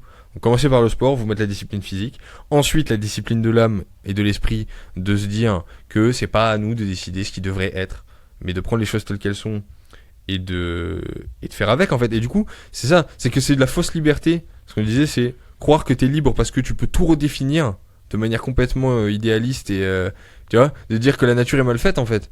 Et tu t'as servi à tes passions, à la branlette, à l'alcool, à la fume, à cloper, à la malbouffe, à être gros. Tu sais, on nous vend aujourd'hui comme une liberté le fait d'être nul. Mais en fait, c'est super facile d'être nul. N'est aucun standard. On oublie que ce qui était au final le garant de notre liberté avant, c'est des règles simples qui ont mené au premier royaume du monde, les civilisations les plus prospères, etc. Maintenant, on est en full déclin. Donc même du point de vue global, et on a l'impression que ça y est, on est libre, on est super libre les gars, c'est génial. Et un truc ultra intéressant là par rapport à ce que tu dis, tu vois, donc en gros c'est il faut faire du sport, il faut faire attention à faire les choses dans la vraie vie, etc. J'ai une super recommandation pour vous, le podcast sur la Bible en 365 jours du frère Paul Adrien.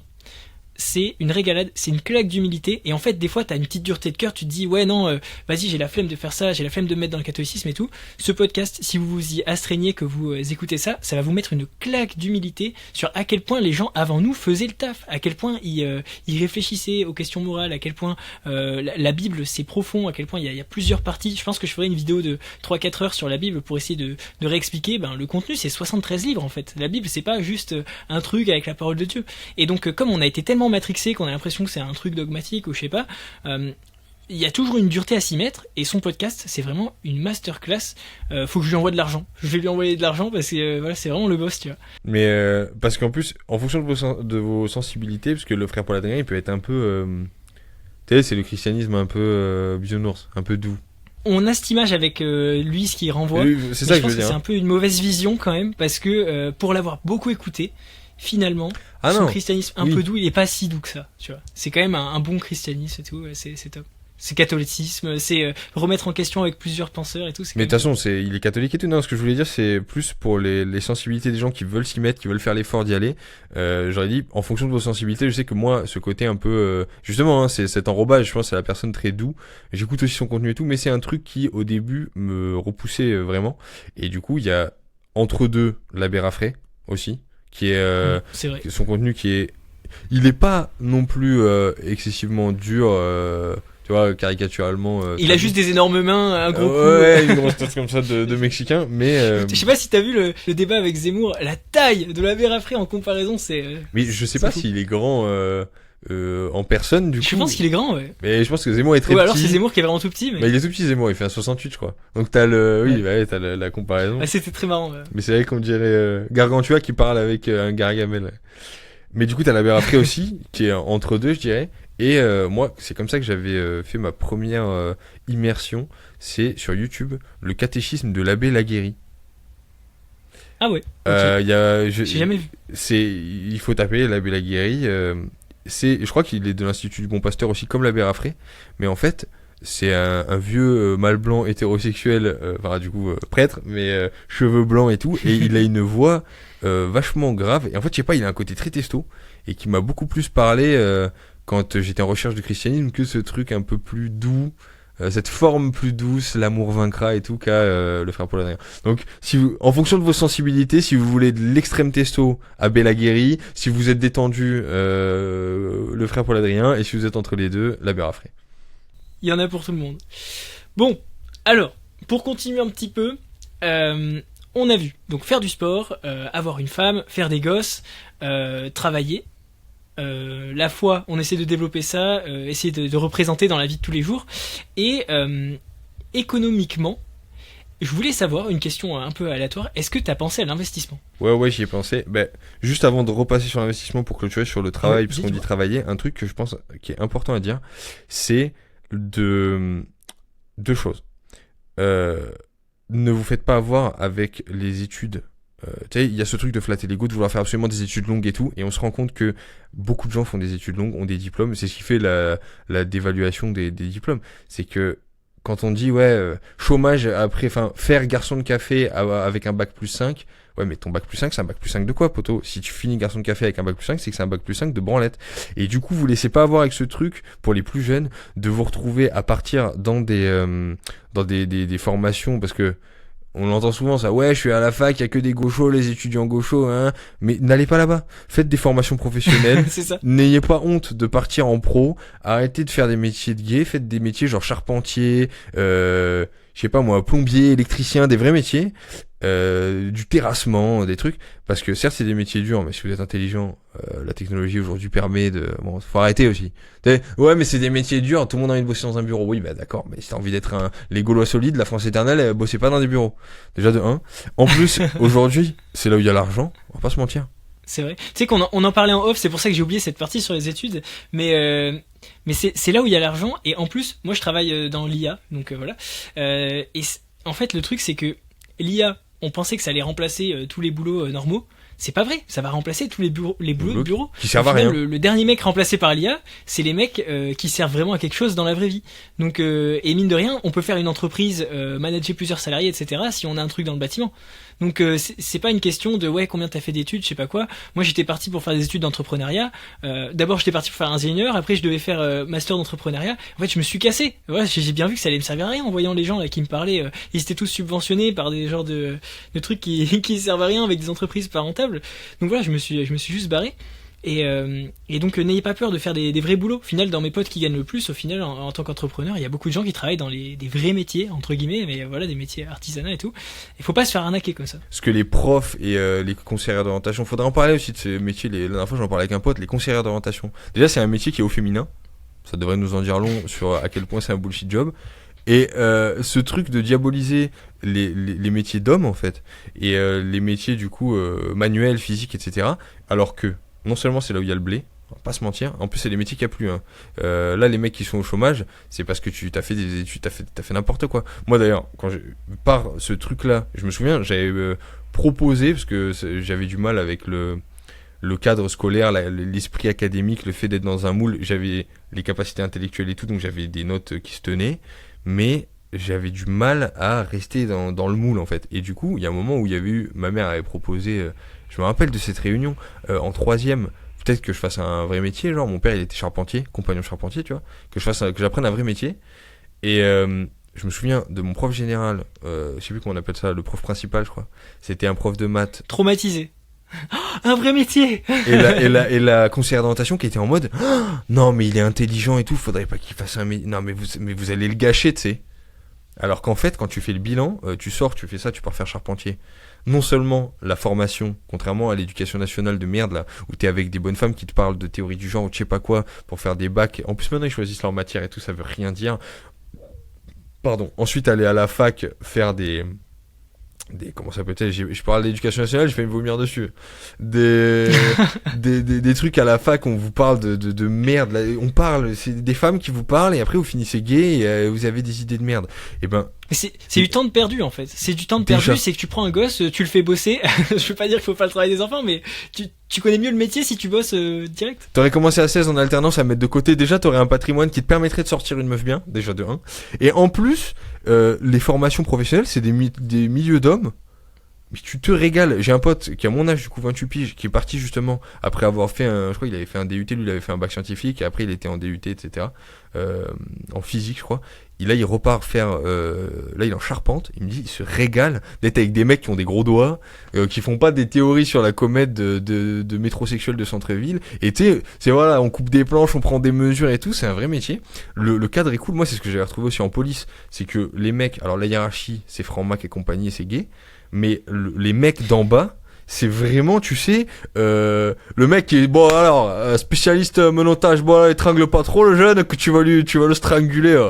Tu sais, c'est une ambiance testo. Et ça régale par rapport aux études longues de merde, où t'es qu'avec des meufs, tu parles de trucs pédés, et tu finis pédé. Voilà. Et à la fin, tu gagnes pas forcément plus en plus. Pour en plus finir au SMIC ou à France Travail. Donc, faites des vrais métiers, les gars. Et du coup, l'investissement, ouais, bah bien sûr que j'y pense parce que quand tu fais, c'est ce que je disais juste avant sur l'esprit, il faut avoir le courage. Faire le diagnostic, c'est bien, tout le monde le fait et tout. Et ensuite, il faut avoir le courage d'aller jusqu'au bout et de se dire, bon, Ok, maintenant qu'on a compris comment on fait. Et du coup, la retraite, par exemple, la France, c'est une pyramide de Ponzi de merde. C'est voué à l'échec et en plus, c'est immoral. Donc, retraite par capitalisation. Donc, je me suis intéressé à l'investissement. Et là, j'ai vu que oui, en fait, c'est comme ça que font en fait tout le monde, toute la planète, à part les Français, qui croient que c'est l'État qui doit Exactement. gérer. On a décidé que on n'a pas beaucoup de jeunes, donc s'ils donnaient tous leur argent aux vieux, parce qu'on en a beaucoup, tu vois. Je vais faire bûcheron. On va mettre une pyramide de Ponzi des retraites et je vais pas faire d'enfants. Tiens, je vais faire bûcheron, je vais gagner des milliers d'euros. La France des années 70. Non mais oui. Donc, ouais, l'investissement. Bah, j'ai regardé tout, je m'y connais pas des masses. Hein. Je regarde un peu la chaîne de Charles Gave, bon, c'est un crack. Des fois, quand je me pose des questions sur certains trucs et tout, donc j'appréhende petit à petit. Mais ouais, je m'y suis mis. J'ai vu en France, il y avait ces histoires de PEA. Après, peut-être on va pas rentrer dans la technique. On va peut-être pas rentrer dans les détails, mais tu vois, dans l'idée, ce qui est important à retenir, c'est que au final, c'est bien de parler, de faire les diagnostics et tout, mais à la fin, il faut s'assurer un avenir quand même. Et moi, je trouve que l'investissement, c'est un super moyen. Alors pour moi, non. Voilà, j'avais fait pas mal d'investissements, mais en fait quand t'es entrepreneur t'as des revenus assez instables et il n'y a pas de meilleur investissement que son propre business. Donc pour les entrepreneurs, s'il n'y a pas vraiment beaucoup de cash flow qui tombe, peut-être que c'est pas la meilleure solution parce que ton business il peut faire x100, x1000 et finalement t'as confiance en toi. Mais si t'as un boulot normal et que tu touches de l'argent à la fin du mois, en fait, prendre, je sais pas, 300 balles, 400 balles et ne pas se poser de questions et juste les investir, c'est mieux que de les garder sur son compte. Ça rapporte quasiment 10% par an. Tous les pays font ça, donc si vraiment ça crache, en fait, ton compte bancaire, il va crash aussi. Donc, en fait, tout va crash. Donc, voilà. Enfin, tu vois, s'il y a un gros crash de bourse, ils vont te saisir ton compte bancaire aussi. Donc, t'inquiète pas pour ça. Mais en fait, ce que j'ai compris à mon petit niveau de manière simple, c'est que si tu regardes les courbes de quand on regarde les crashs, etc., boursiers, et d'ailleurs, c'est ce que je fais, moi, là, quand j'ai commencé à investir un petit peu, parce que oui, t'as raison, en tant qu'entrepreneur, faut investir sur soi-même, c'est le meilleur investissement, finalement. Mais c'est l'exception, tu vois. Même en tant si t'as du cash flow, qu'entrepreneur, vas-y, investis. quand tu t'as vois. du cash flow, bah Ouais. bien sûr. Parce que, de ce que j'ai compris, et en fait qui est smart, c'est qu'on voit toujours les mecs qui s'enrichissent, Bolloré, les trucs là, les grands riches. Mais en fait, il y a une croissance économique mondiale, ok. Et il y a des crises, des moments où ça descend, mais in fine, si tu prends les courbes, que tu dézoomes depuis le début des entrées en bourse, des entreprises, etc., c'est quand même des croissances. Même si, quand toi tu regardes à l'échelle de quelques années, 5 ans, 10 ans, il y a des pics énormes qui tombent. Ouais. En fait, quand tu dézoomes et que tu prends le total, ils sont... pas que je casse tout. Ils sont là, alors qu'ils avaient commencé là, même si ici, au milieu, ils étaient retombés. Donc en fait, l'investissement, c'est comme le sport. C'est une fois que tu y es depuis un moment, tu te dis, j'aurais dû commencer plus tôt. Et là, Exactement. c'est pareil. C'est quand même qu'il faut Exactement. commencer à mettre ses billes et tout. Parce que oui, il y a des crashs et des trucs, c'est de prendre des risques. Après, je dis pas de faire de boursicoter avec les cryptos et tout. Mais de faire des investissements safe, c'est-à-dire prendre des petites actions. En France, t'as Air Liquide, qui est une entreprise française qui marche super bien. T'as des trucs comme ça. Même sans ça, tu vois, juste tu prends le SP500, voilà, les 500 plus grosses entreprises américaines, tu réfléchis pas. Tu vois, il y a des moments dans la vie, ce que j'aime bien dire, c'est il faut IQ maxé, tu vois. Mais par exemple, pour l'investissement, vous en avez pour une vie avec IQ maxé. Donc, retard maxé, vous avez vu que ça fait de l'argent, tous les mois tu mets un peu de sous, et dans 30 ans, t'as une retraite, tu vois. Ouais, c'est Et vu que on est persuadé que notre système il va s'effondrer, que c'est de la merde et tout, bah, il faut pas commencer à déprimer ou à rien faire. En fait, on a des solutions. Et la solution, c'est tu mets 300 balles par mois en bourse pendant 30 ans, et dans 30 ans, bah, t'auras quelque chose, tu vois. En plus, un truc qui est smart, c'est que tu regardes, par exemple, le S&P 500, là, les boîtes américaines. Là, avec la guerre en Iran, j'ai regardé, ça s'est effondré complètement le cours. Là, là, c'est une chute, t'as jamais vu ça. Sauf qu'en fait, si tu dézoomes, il y a déjà eu des chutes comme ça. Le machin s'est toujours relevé. Et en fait, t'as l'impression, toi, les mecs qui sont déjà dedans, ils ont l'impression d'avoir perdu de l'argent. Mais pour nous, les badauds, là, les gueux, qui étant pas dans le jeu parce qu'on a grandi dans le socialisme français, c'est le moment d'investir. Parce qu'en fait, c'est les soldes. C'est Warren Buffett, je crois, qui disait ça. L'investissement, c'est le seul truc où les gens crisent quand il y a les soldes. C'est que là, du coup, quand les prix chutent, c'est là qu'il faut acheter à balle parce que ça va remonter. Tu prends la courbe, tu vois bien que depuis le début, les mecs, les riches sont encore plus riches, les pauvres sont encore plus pauvres. Et commence à monter dans le train. Après, le problème en France, c'est qu'on est tellement taxé que... Ouais. Mais ça amène à devenir un mec de droite et libéral. T'es tellement taxé quand tu commences à réfléchir à vouloir investir. Bon, tu fais le calcul, ok, si je mettais, imaginons, 500 euros par mois, tous les mois pendant 10 ans, j'aurais gagné en investissement 1 million. Oh, c'est pas mal comme projet. Mais vu que en fait ton super brut et ton brut, il y a une différence de quasiment 50%, l'État te ponctionne tellement que sur ce qui te reste pour vivre, quand le plein d'essence il passe à 100 balles, là, ça devient compliqué de mettre de 500 euros par mois, faut gagner beaucoup, tu vois. Mais en fait, c'est pour ça que même si c'est pas 500 euros, faut Mais faut mettre commencer. même un peu tous les mois, tu vois. Parce que, à mon avis, c'est une erreur de pas le faire. Et moi, je m'étais rendu compte, hein, j'avais commencé à investir, c'était Covid, tu vois. Et donc tout avait crash et tout, donc je commence à investir. Et en fait, la sensation de se dire que t'as ton truc qui grossit, c'est pas juste pour avoir un truc qui grossit, c'est juste pour se dire, ok, quand je serai vieux, c'est bon, tu vois. Même s'ils m'ont tous essayé de me baiser, même si la vie est difficile et tout, j'aurais mis quelque chose de côté. Et l'histoire des taxes, c'est quand tu retires.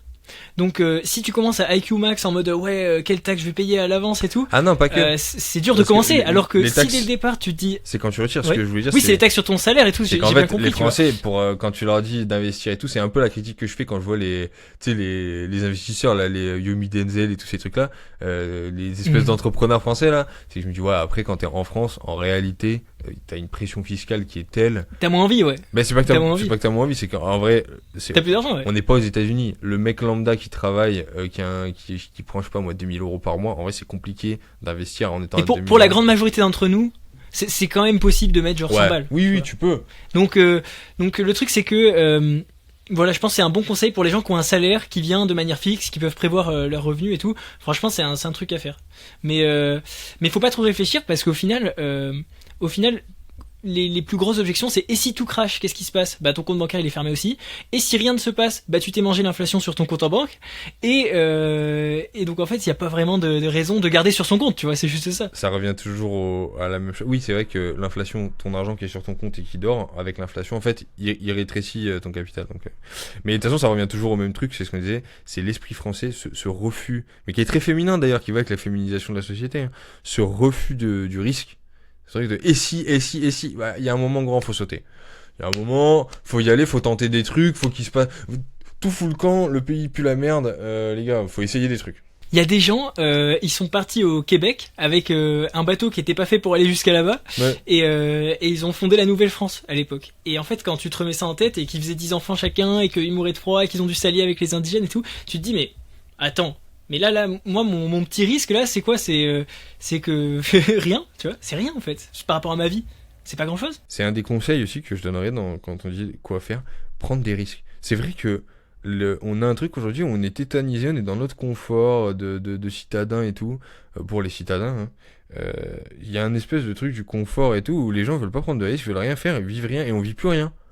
Tu vois ce que je veux dire ou pas? Les Ouais. jeunes, Ouais, on vit plus rien. ils sont déprimés parce que t'as l'impression dans ton téléphone, tu vois tellement d'images de tout et tout, où tu te fais tellement bousiller de dopamine que les gens ont l'impression d'avoir tout vu, tout vécu.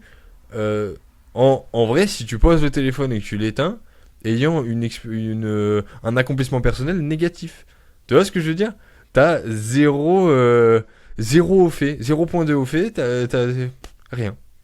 Et t'as aussi la pression de la loi des fois, et moi ce que je dirais c'est, bon voilà, toujours dans la limite du raisonnable, de l'acceptable, c'est de s'en foutre un peu, tu vois. C'est que oui, c'est interdit de faire une cabane dans ton jardin parce qu'il faudrait la déclarer, Oh, bon, mais si t'as des gosses, laisse-les faire une cabane bon. dans le jardin, tu Bon. vois. Qu'est-ce qu'on en a à Tu foutre, sais que tu je savais pas que c'était interdit les cabanes. Je sais maintenant que c'est interdit par la loi et que je crois que c'est à partir d'une certaine taille de cabane et tout, faut déclarer au fisc et tout ça. Mais je savais C'est pas. n'importe quoi, tu vois. Quand Qu'est-ce j'ai- qu'on s'en branle? Au bout d'un moment, ils vont venir chez toi, voilà, bah tu vas les accueillir bien comme il faut, tu vois. Quand j'étais gosse, mon père il me faisait des cabanes. Je pensais même pas que c'était vrai cette histoire de loi parce que quand j'étais petit avec mon père on faisait des cabanes mais énormes. On ramenait des planches des chantiers et tout, on faisait des trucs gigantesques. Mais bien sûr qu'on aurait dû les déclarer en fait, mais on s'en branle de déclarer. Il y a aussi ça aussi chez les Français, c'est qu'ils se plaignent, mais ils reviennent voter. Ils se plaignent, mais ils reviennent donner de l'impôt. Ils se plaignent, mais tu sais, ils se soumettent aux règles en permanence aussi. C'est vrai que ça, la désobéissance civile, entre guillemets, parce qu'il y a un côté de la droite où, oui, mais il faut respecter la loi, l'autoritarisme et tout, Ouais. qui est une dérive, je pense, parce que Même moi avant, tu vois, je disais des trucs comme ça, c'était complètement con, j'avais pas réfléchi, tu vois. il faut pas. En fait, il y a un moment là où la loi est complètement liberticide. Il faut vouloir être libre. Il faut arrêter aussi de respecter toutes les lois et toutes les normes en permanence, parce que eux, tant que vous respectez, ils pondent. Le Covid, c'était un test. Il l'a dit, je crois, à Larry Fink, là, c'est quoi, c'est le patron de BlackRock. J'ai pas suivi ce qu'il a dit, mais Mais c'est ouais, c'est vas-y, tu une peux dinguerie. Attends, Larry Fink. En gros, que le Covid était un test. Il a dit qu'en gros, le Covid était un test à grande échelle de l'obéissance des gens, quoi. J'ai vu passer un truc comme ça, ouais. Bah parce que la réaction est tellement disproportionnée en même temps, c'est assez fou. Mais ouais, pour revenir sur la désobéissance, en fait, il y a des fois, tu vois, bon, on te dit qu'il faut pas tuer un mec, c'est logique, tu vois. On te dit qu'il faut pas agresser quelqu'un, c'est logique. Mais il y a des fois, voilà, on va te dire, ouais, faire une cabane, c'est interdit. Faire une piscine, c'est interdit si c'est pas à 3 mètres du bord et tout. Les gars, prenez des risques, hein, sur des trucs comme ça. Sinon, t'as la de vivre, en fait. Tu te dis à chaque fois, j'ai le droit de rien faire. Plus loin que ça, hein, vraiment au niveau, pour les jeunes hommes qui savent pas, soyez extrêmes. Franchement, parce qu'on Ouais, vit, vraiment. on vit dans ce diktat, ce culte de j'allais dire de la médiocrité, mais ça va ensemble, de la modération. Mais médiocre à la base, ça veut dire moyen, hein, ça veut pas dire nul ou quoi. Donc c'est péjoratif, mais de la médiocrité, d'être moyen, de jamais prendre de risques, de jamais être dans les extrêmes, de jamais machin. Et c'est vraiment, c'est vraiment un truc qui tue. Tu sais, on va revoter pour Macron. On s'est tapé 10 ans de Macron parce que Jordan Bardella, c'est peut-être un peu extrême. Plutôt, quand t'as une société qui trouve que Jordan Bardella, La gueule du risque. c'est extrême. Hein, et c'est ça en fait, c'est que de vouloir les croisades et tout, mais J'essaie de donner tu vois, un petit exemple sur la désobéissance qui paraît ridicule, mais c'est vrai que sur le point de vue personnel, enfin, en fait, demain, admettons, t'as pas une thune, t'es à l'autre bout du monde, ça m'est déjà arrivé, j'ai fait peut-être plus de 30 pays, bah en fait, tu meurs pas, hein. C'est pas ça qui te tue.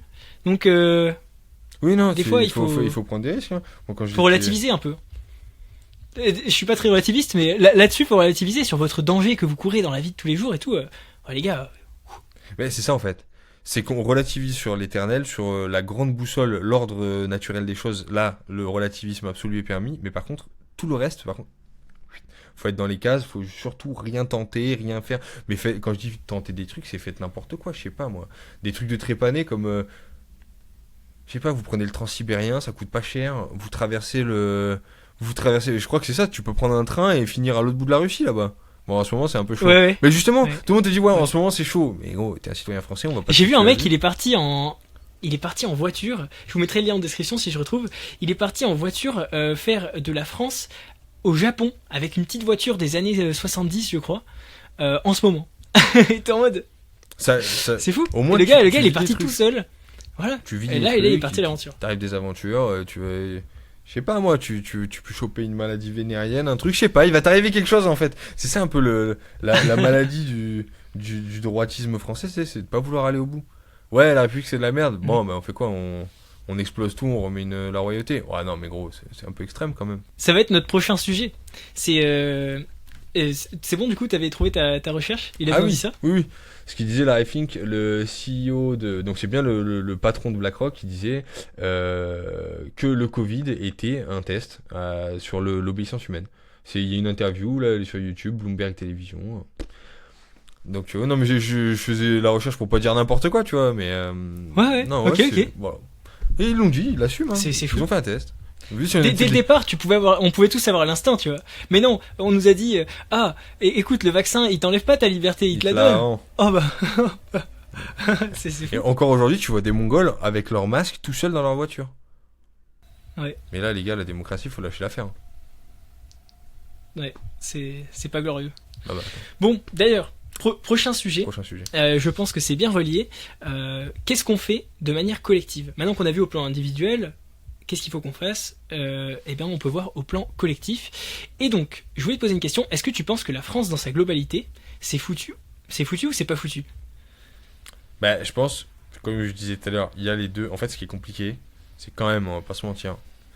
Ils ont élu, on a tapé 10 ans de Macron. Ils ont réélu la gauche à Paris. Enfin, tu vois, je veux dire, le français, fondamentalement, j'ai l'impression qu'il est un peu foutu. J'ai un peu cette impression aussi. Ouais, il y a un... On l'a tous. C'est... Voilà. Parce qu'après, on a les bulles algorithmiques et tout, on a l'impression qu'on est beaucoup, mais je sais pas. Apparemment, il y a un retour de la gauche d'Internet.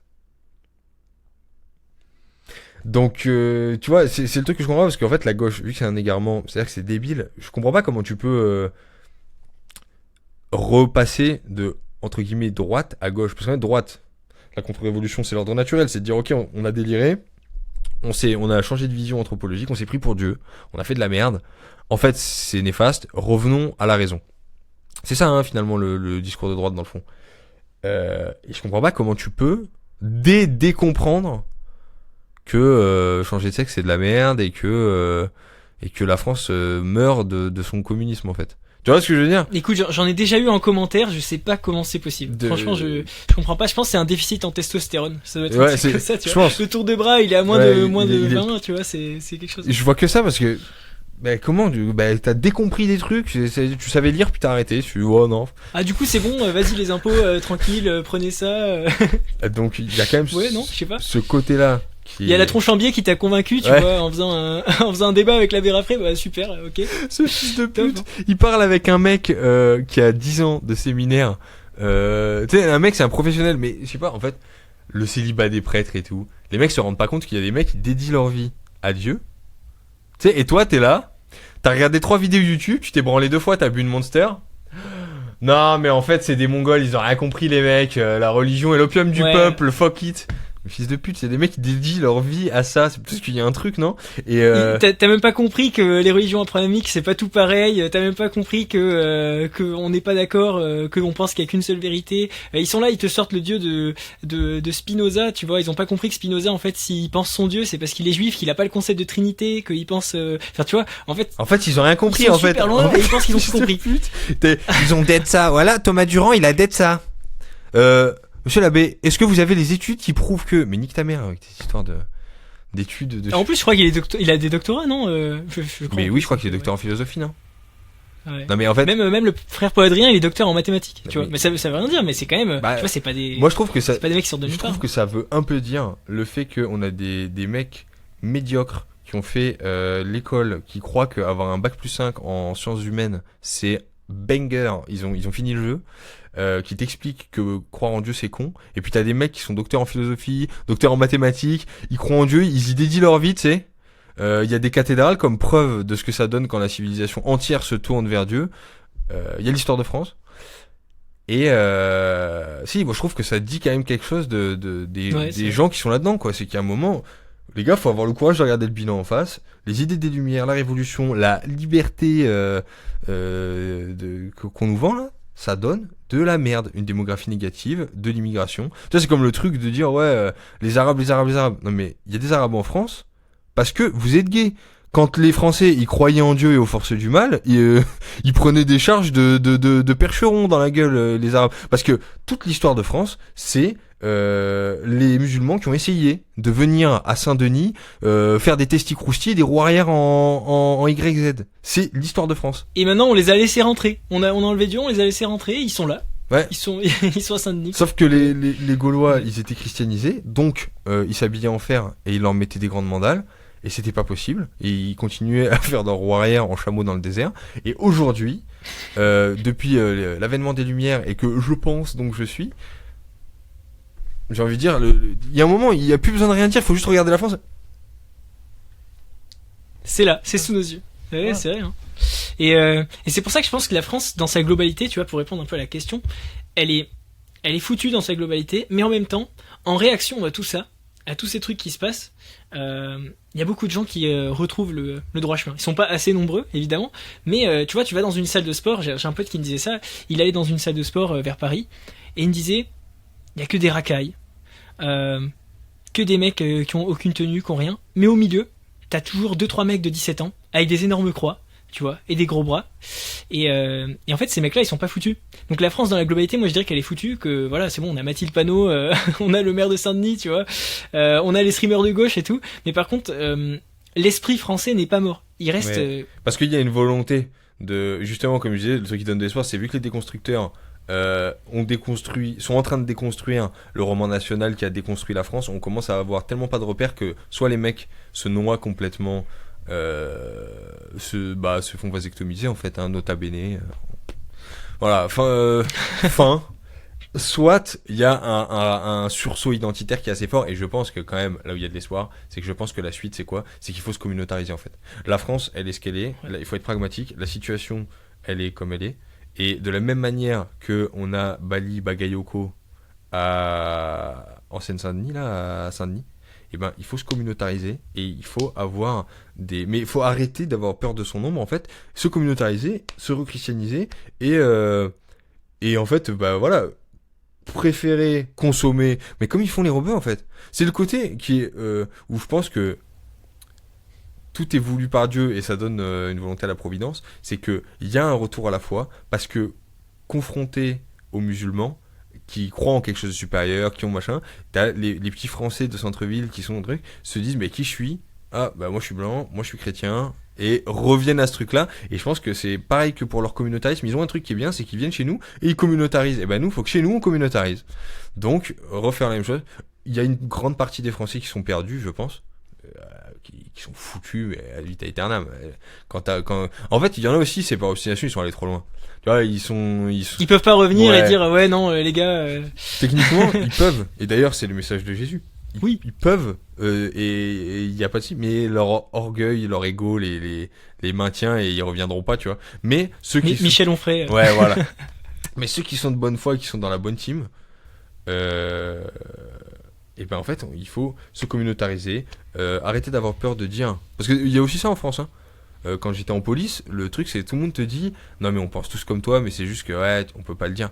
Mais les gars on peut pas. Faut pas le dire, faut pas le dire. Et j'ai jamais compris ça. On peut pas le dire parce que personne n'a les couilles de le dire. Mais si tout le monde se remet à le dire, ben on peut le dire. C'est une croyance collective dans le fait qu'on peut pas le dire. Mais c'est surtout la tyrannie intellectuelle de la gauche qui diabolise des trucs et tout le monde se soumet. Et du coup, en fait, leur combat, il avance. Et du coup, c'est les deux trucs à faire pour sauver la France, je pense. Arrêter, avoir le courage de voir ce que l'on voit. Arrêter d'avoir peur de le dire. Parce que, ouais, après quoi, Sandrine, elle va te regarder de travers, mais tu t'en branles, voilà. Et se communautariser.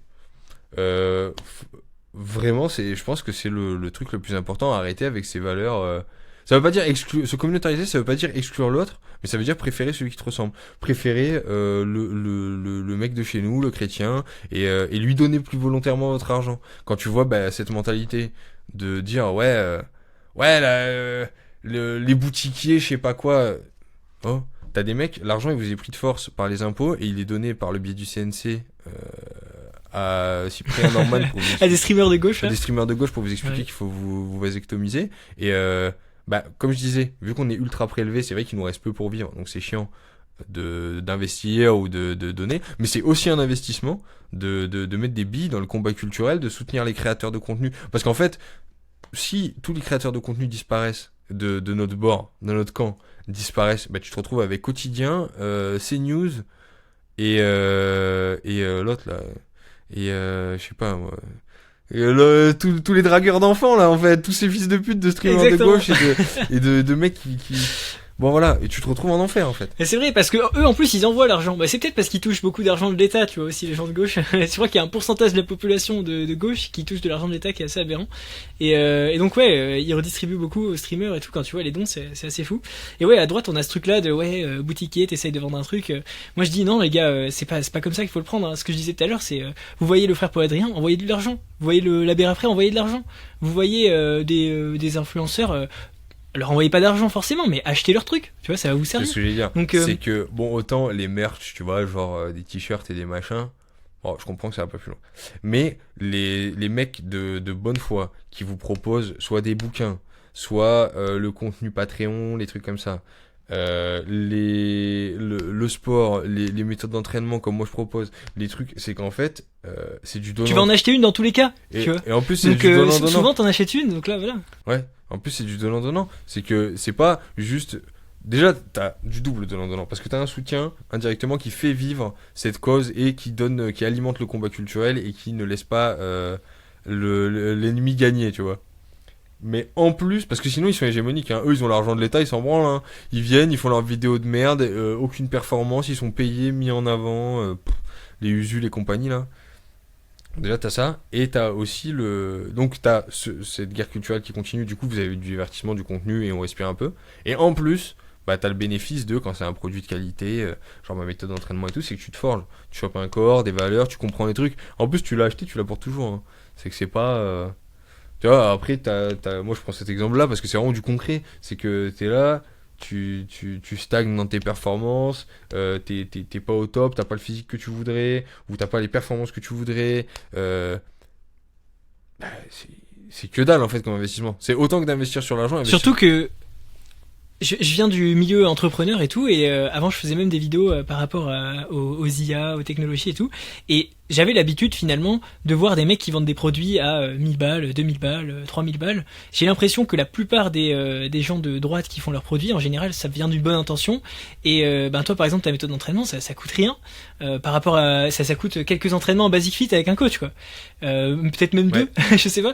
Et donc j'ai l'impression qu'il y a une bonne intention, une envie de bien faire à droite et tout, qu'il faut pas oublier, parce qu'au final, dans tous les milieux business, vas-y que ça te prend tout ton argent dès que ça peut. Et dans les milieux de gauche, ça te le vole directement, tu vois. Donc faut en profiter. Ouais, c'est vrai, mais en plus, c'est ce que tu dis, c'est très juste, c'est que la vérité a du mal à... Quand c'est de bonne intention et de bon cœur, en général, ça a plus de mal à se faire. Tu sais, je pensais par exemple en politique, un qui me fait marrer, c'est Nicolas Dupont-Aignan. Une fois, j'ai regardé son programme, je crois que c'était en 2022, je regarde son programme. Le mec, il est mignon, il fait pas trop de bruit. Il a un programme assez construit. Économiquement, c'est plutôt libéral. Tu vois, le mec, il essaye de proposer des choses qui vont... Après, c'est pas ma cam politique, parce que du coup, personne n'a ma cam politique en France. Mais ce que je veux dire, c'est que le mec, tu vois, il essaye de faire les choses bien. Et je sais pas combien ça fait de pourcentage dans les urnes, ce truc. Exactement pareil. Je me suis dit, ah ouais, il fait des trucs bien et tout. Ah bah, voilà. Personne ne calcule. Dès que tu fais un truc bien, de bon cœur et pour le plus grand bien, tout le monde s'en branle. Ce qui donne encore plus de crédit à un roi de droit divin dont c'est la mission et qui dépend pas de si les gens ont compris qu'il fallait un bien supérieur. Et alors, pour continuer, il nous reste quelques questions. J'aimerais savoir ton avis sur l'expatriation, parce que tu disais il faut se communautariser et tout, et on va en parler juste après. Mais est-ce que tu as un avis sur l'expatriation ? Moi, je vais pouvoir en parler aussi, parce que je suis expatrié pour l'instant. Moi, l'expatriation, franchement, ce que j'en pense, c'est que les gens sont, surtout dans notre camp, super prompts à juger, à dire l'autre il est parti je sais pas où aux États-Unis, l'autre il est parti en Espagne, truc, muche, ça. Les gars, au lieu de rester en France et de combattre. Déjà, en France, tu combats pas, enfin, je veux dire, tu payes juste des impôts et puis enfin, tu vois ce que je veux dire, c'est comme si le fait de juste être en France, d'être un golem, en fait c'était un combat. C'est pas un combat, t'es là, t'es en France, tu payes des impôts et puis tu fais rien. Donc c'est pas comme si... J'ai l'impression que même payer des impôts, c'est l'inverse du combat, c'est que t'es en train de nourrir la machine qui te détruit. Tu nourris la bête. Donc c'est complètement fou. Déjà de 1, en plus t'as ce côté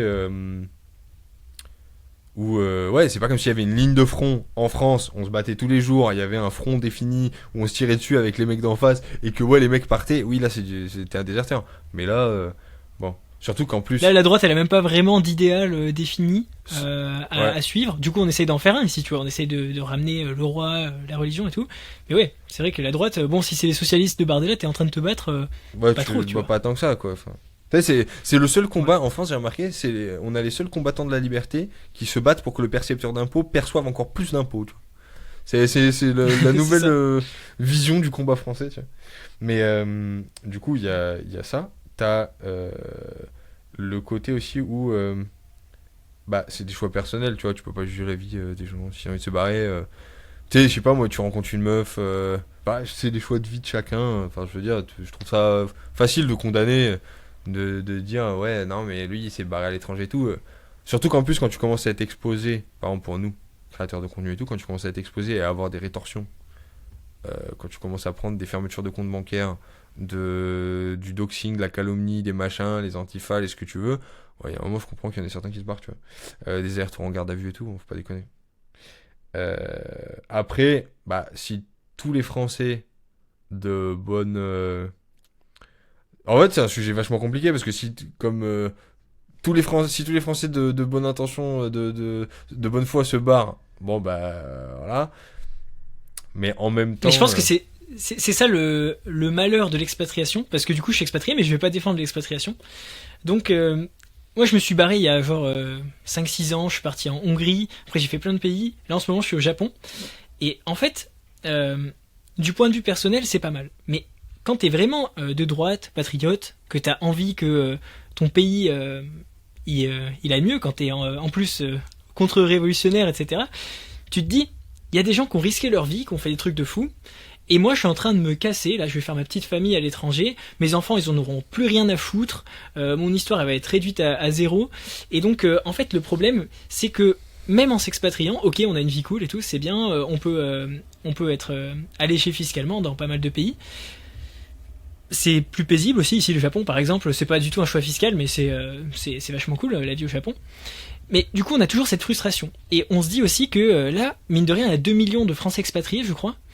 Et ces 2 millions de Français, c'était peut-être les 2 millions qui créaient la prospérité et la richesse précédemment.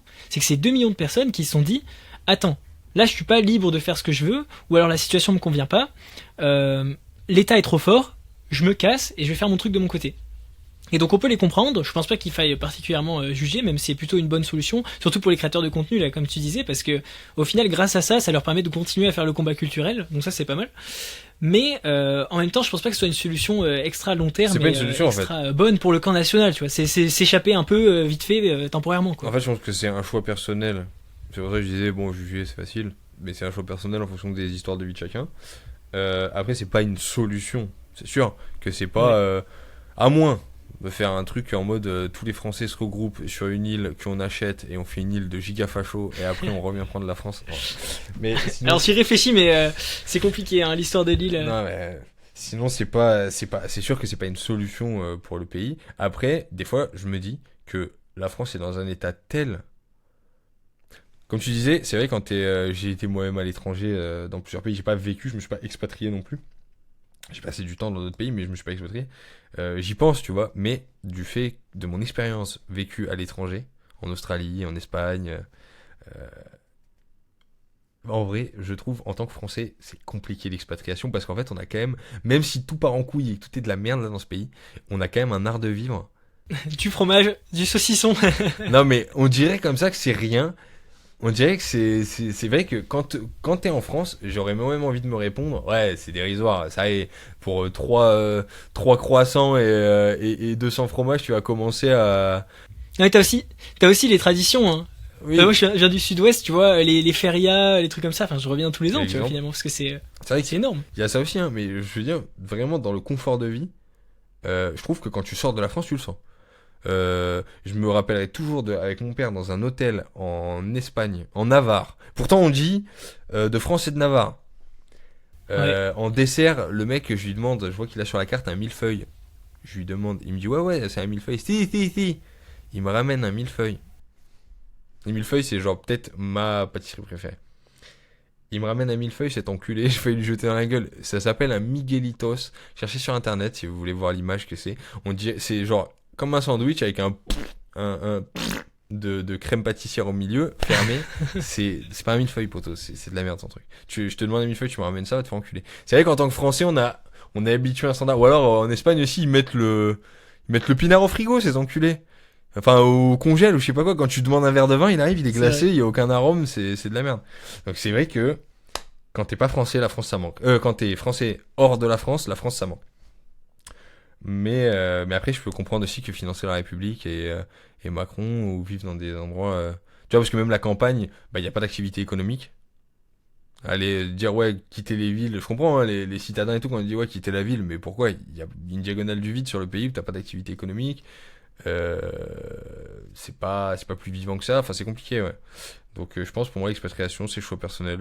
Les gens font comme ils peuvent, surtout. Je pense que aussi personnellement ça peut être un choix qui peut être stratégique, tu vois, mais c'est vrai que c'est pas une vision très long terme, et en vision très long terme j'ai envie de proposer une idée, tu vois, comme tu disais, faut se communautariser, et ce que je me disais c'est que si tous les bons gars, si on arrive à en réunir 5, 10 000, 15 000, 20 000, on arrive à les foutre au bon endroit, enfin dans un même endroit, par exemple au hasard, les Pyrénées, dans la montagne, avec des douces de chasse dans le coffre, côté de Foix. avec des maisons. Du côté de Foix, de Lourdes, voilà, terre mariale, 6 millions de touristes, tu vois, il y a de l'activité économique, il y a moyen de faire des trucs.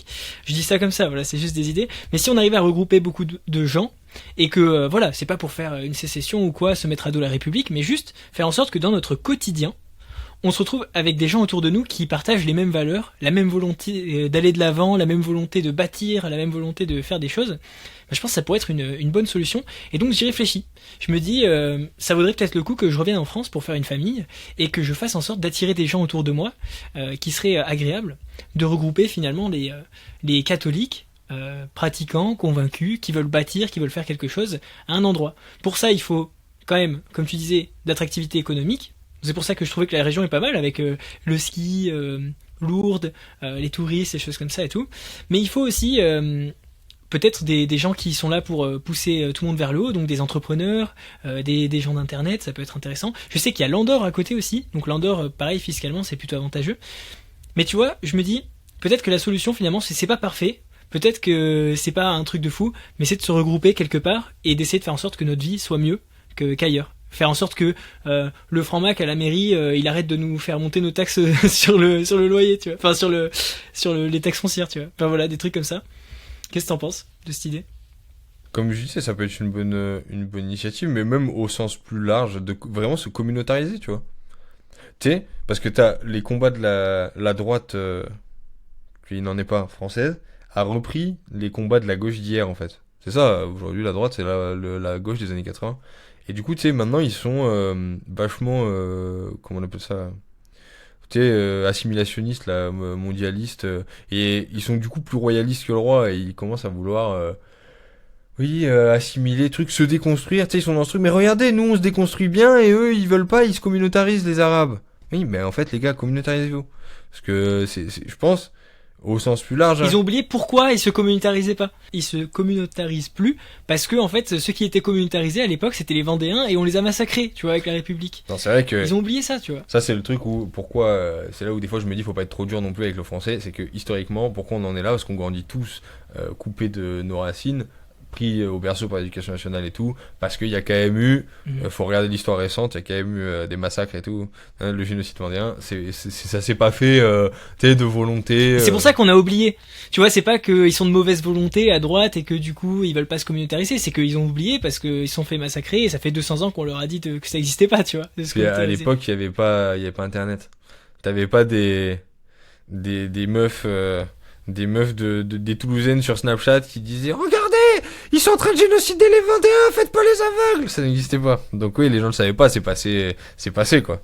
Mais du coup oui, je pense ouais, c'est une bonne idée, même si c'est pas géographique le regroupement forcément, parce que je pense que un regroupement géographique c'est utopique dans la mesure où t'aurais forcément des problèmes, des merdes à gérer infernales, tu vois. Mais en tout cas une communautarisation au sens large, de consommer, d'envoyer du lifestyle français, tu vois, et de consommer ce lifestyle français, parce que tout le monde est... C'est ça en fait. C'était il y a quelques temps, je crois, fin d'année dernière, où il y a eu, tu sais, cette polémique sur KFC qui passe à halal. Ah ouais. Ouais, mais c'est une honte, KFC devient halal. C'est juste le reflet de la société, hein. C'est KFC, ils en ont rien à foutre. Non, mais déjà, mais c'est surtout ce qui me tuait, c'est que la droite. Maintenant, il faut toujours mettre des guillemets autour de cette droite. Comment ça, c'est votre combat que KFC devient. Je croyais que c'était la France éternelle et tout. Bah, comment ça, vous mangez KFC? C'est le Kentucky éternel, alors bleu, blanc, rouge. C'est quoi votre délire? Tu vois ce que je veux dire? C'est que il y a aussi. Quand je disais qu'est-ce qu'il faut faire en tant que Français, c'est aussi reprendre le lifestyle de Français qui n'est pas juste mettre un béret et boire du pinard et se mettre rond au feria ou au fêtes, tu vois. C'est pas juste ça être Français, c'est aussi un lifestyle, c'est manger français, c'est, tu sais, faire vivre cette culture. Mais ce qui est compliqué, tu vois, c'est que demain tu veux faire un resto, t'as des normes, t'as des conneries respectées, ça va te coûter de l'argent, il va falloir faire des trucs handicapés, je sais pas quoi. Et en fait, tout est fait pour t'empêcher un petit peu de faire en sorte d'avoir ton lifestyle français. Là où un truc comme KFC, McDo, ils vont pouvoir bien naviguer dans tous ces trucs-là. Ouais, et, mais même dans les restaurants français, tu regardes bah d'ailleurs, c'est un truc plus de gauchiste. Après, tout est un truc de gauchiste dans ce pays. Mais, tu sais, les restaurants un peu BCBG et tout, tu vois, tu vois beaucoup le gauchiste en terrasse en centre-ville, mais tu vois, t'as ce truc du... je sais pas si c'est plus rapide, moins cher, ou je sais pas, Mais c'est vrai, ouais, mais c'est vrai que tu vois, si le français il avait sa petite raclette à 6 €, tu vois, il irait sûrement. C'est pas, en plus, le truc, c'est qu'il se retrouve à avoir des trucs des bars à sandwich à la con, là, pour manger un truc français, tu vois. C'est ça, c'est que t'as un glissement. On n'est pas aux États-Unis non plus, en plus, les fast-food, là, c'est pas moins cher. KFC, tu t'en sors pas à moins de 50 balles pour bien manger. Ah, c'est vrai que c'est cher. Ouais. C'est super cher. Donc, au final, quand tu te dis que pour taper un KFC où tu vas manger, tu vas être repu quand tu manges pas comme une femme, c'est au moins 55 balles. Donc tu mets T'y vas, ok. tu mets 5 balles de plus, va dans un resto, tu vois. Ah bah oui, mais Ouais. j'ai déjà mangé Ouais, c'est KFC, tu vois. KFC. Non, je veux dire, c'est pas tu manges bien, quoi. c'est pas mon 55 balles. c'est pas mon bah même pas hein, parce que en plus c'est même pas mon un restaurant que j'affectionne particulièrement parce que justement c'est super cher pour avoir je crois un gros bucket là quand t'as une quand Ouais, c'est vraiment cher, hein, c'est abusé. quand j'avais 20 piges en fait juste en dessous de la première salle où je suis allé quand je me suis mis à la salle il y avait un KFC, la salle était juste dessus, les mecs faisaient un partenariat tu vois, ils t'engraissent en bas puis tu vas courir au dessus hop, mais du coup je me souviens et en plus ça devait être il y a 5 ans tu vois, donc les prix ont dû monter en plus. Mais pour bien manger pour un homme, ouais, c'est au moins 50 euros. Donc tu donnes ça, tu vas dans un restaurant, t'as un menu à 50, 60 Et balles. c'est de pire en pire. Oui, oui, en plus c'est de pire en pire. Et tu vas dans un restaurant français, pour 60 euros, tu manges. Hein. Tu vois, c'est pas... Après, faut savoir ce qu'on veut, quoi. Si c'est juste dire, ouais, les Arabes, je sais pas quoi, manger des KFC, est une merde, faire de la trottinette électrique, vouloir mettre des éoliennes, bon, bah, qu'est-ce que je te dis. Bah, c'est ça l'idée de repartir sur la droite morale, de repartir sur la droite historique, de repartir sur la contre-révolution. Ça permet de sortir de juste, en fait, on est des gauchistes, mais un peu plus conservateurs, tu vois. Bleu, blanc, Ça permet rouge. de sortir de ça. C'est même pas De conservateur, faire c'est des gauchistes, mais pas en bleu, blanc, rouge, tu sais. Tu restes dans la même prison, mais tu repeins les murs. Bon, du coup, alors, petit mot de la fin, parce que je pense que l'enregistrement va couper dans pas trop longtemps. Alors, est-ce que t'as un mot de la fin à dire par rapport à ce que devrait faire un Français aujourd'hui, en 2026, s'il est de droite? Muscler le jeu, porter ses couilles, retourner vers la croix. Et je sais pas, je pense que c'est tout. Hein. Ouais, redevenir solide en fait. Faut arrêter de fantasmer le français d'avant et le redevenir ce français d'avant, l'incarner au jour le jour quoi. Que ça soit vestimentairement, dans la manière de s'exprimer, dans faire des efforts en fait. La famille aussi. La famille, voilà. Ouais. Je suis d'accord. Je pense qu'on a assez bien résumé le sujet. Et c'était un plaisir de te recevoir ici. Bah, c'était un plaisir aussi de venir. Merci beaucoup. Avec plaisir de pourquoi pas refaire ça. Si jamais il y a des gens qui veulent passer dans cette émission, n'hésitez pas à me mettre des commentaires ou à me contacter en privé. Et puis, merci, c'était vraiment un plaisir de te recevoir. Continue ce que tu fais parce que franchement, les punchlines sont millimétrées sur Instagram. C'est un régal. Merci beaucoup. Voilà. Toi aussi. À plus! Pour le Seigneur et la Terre.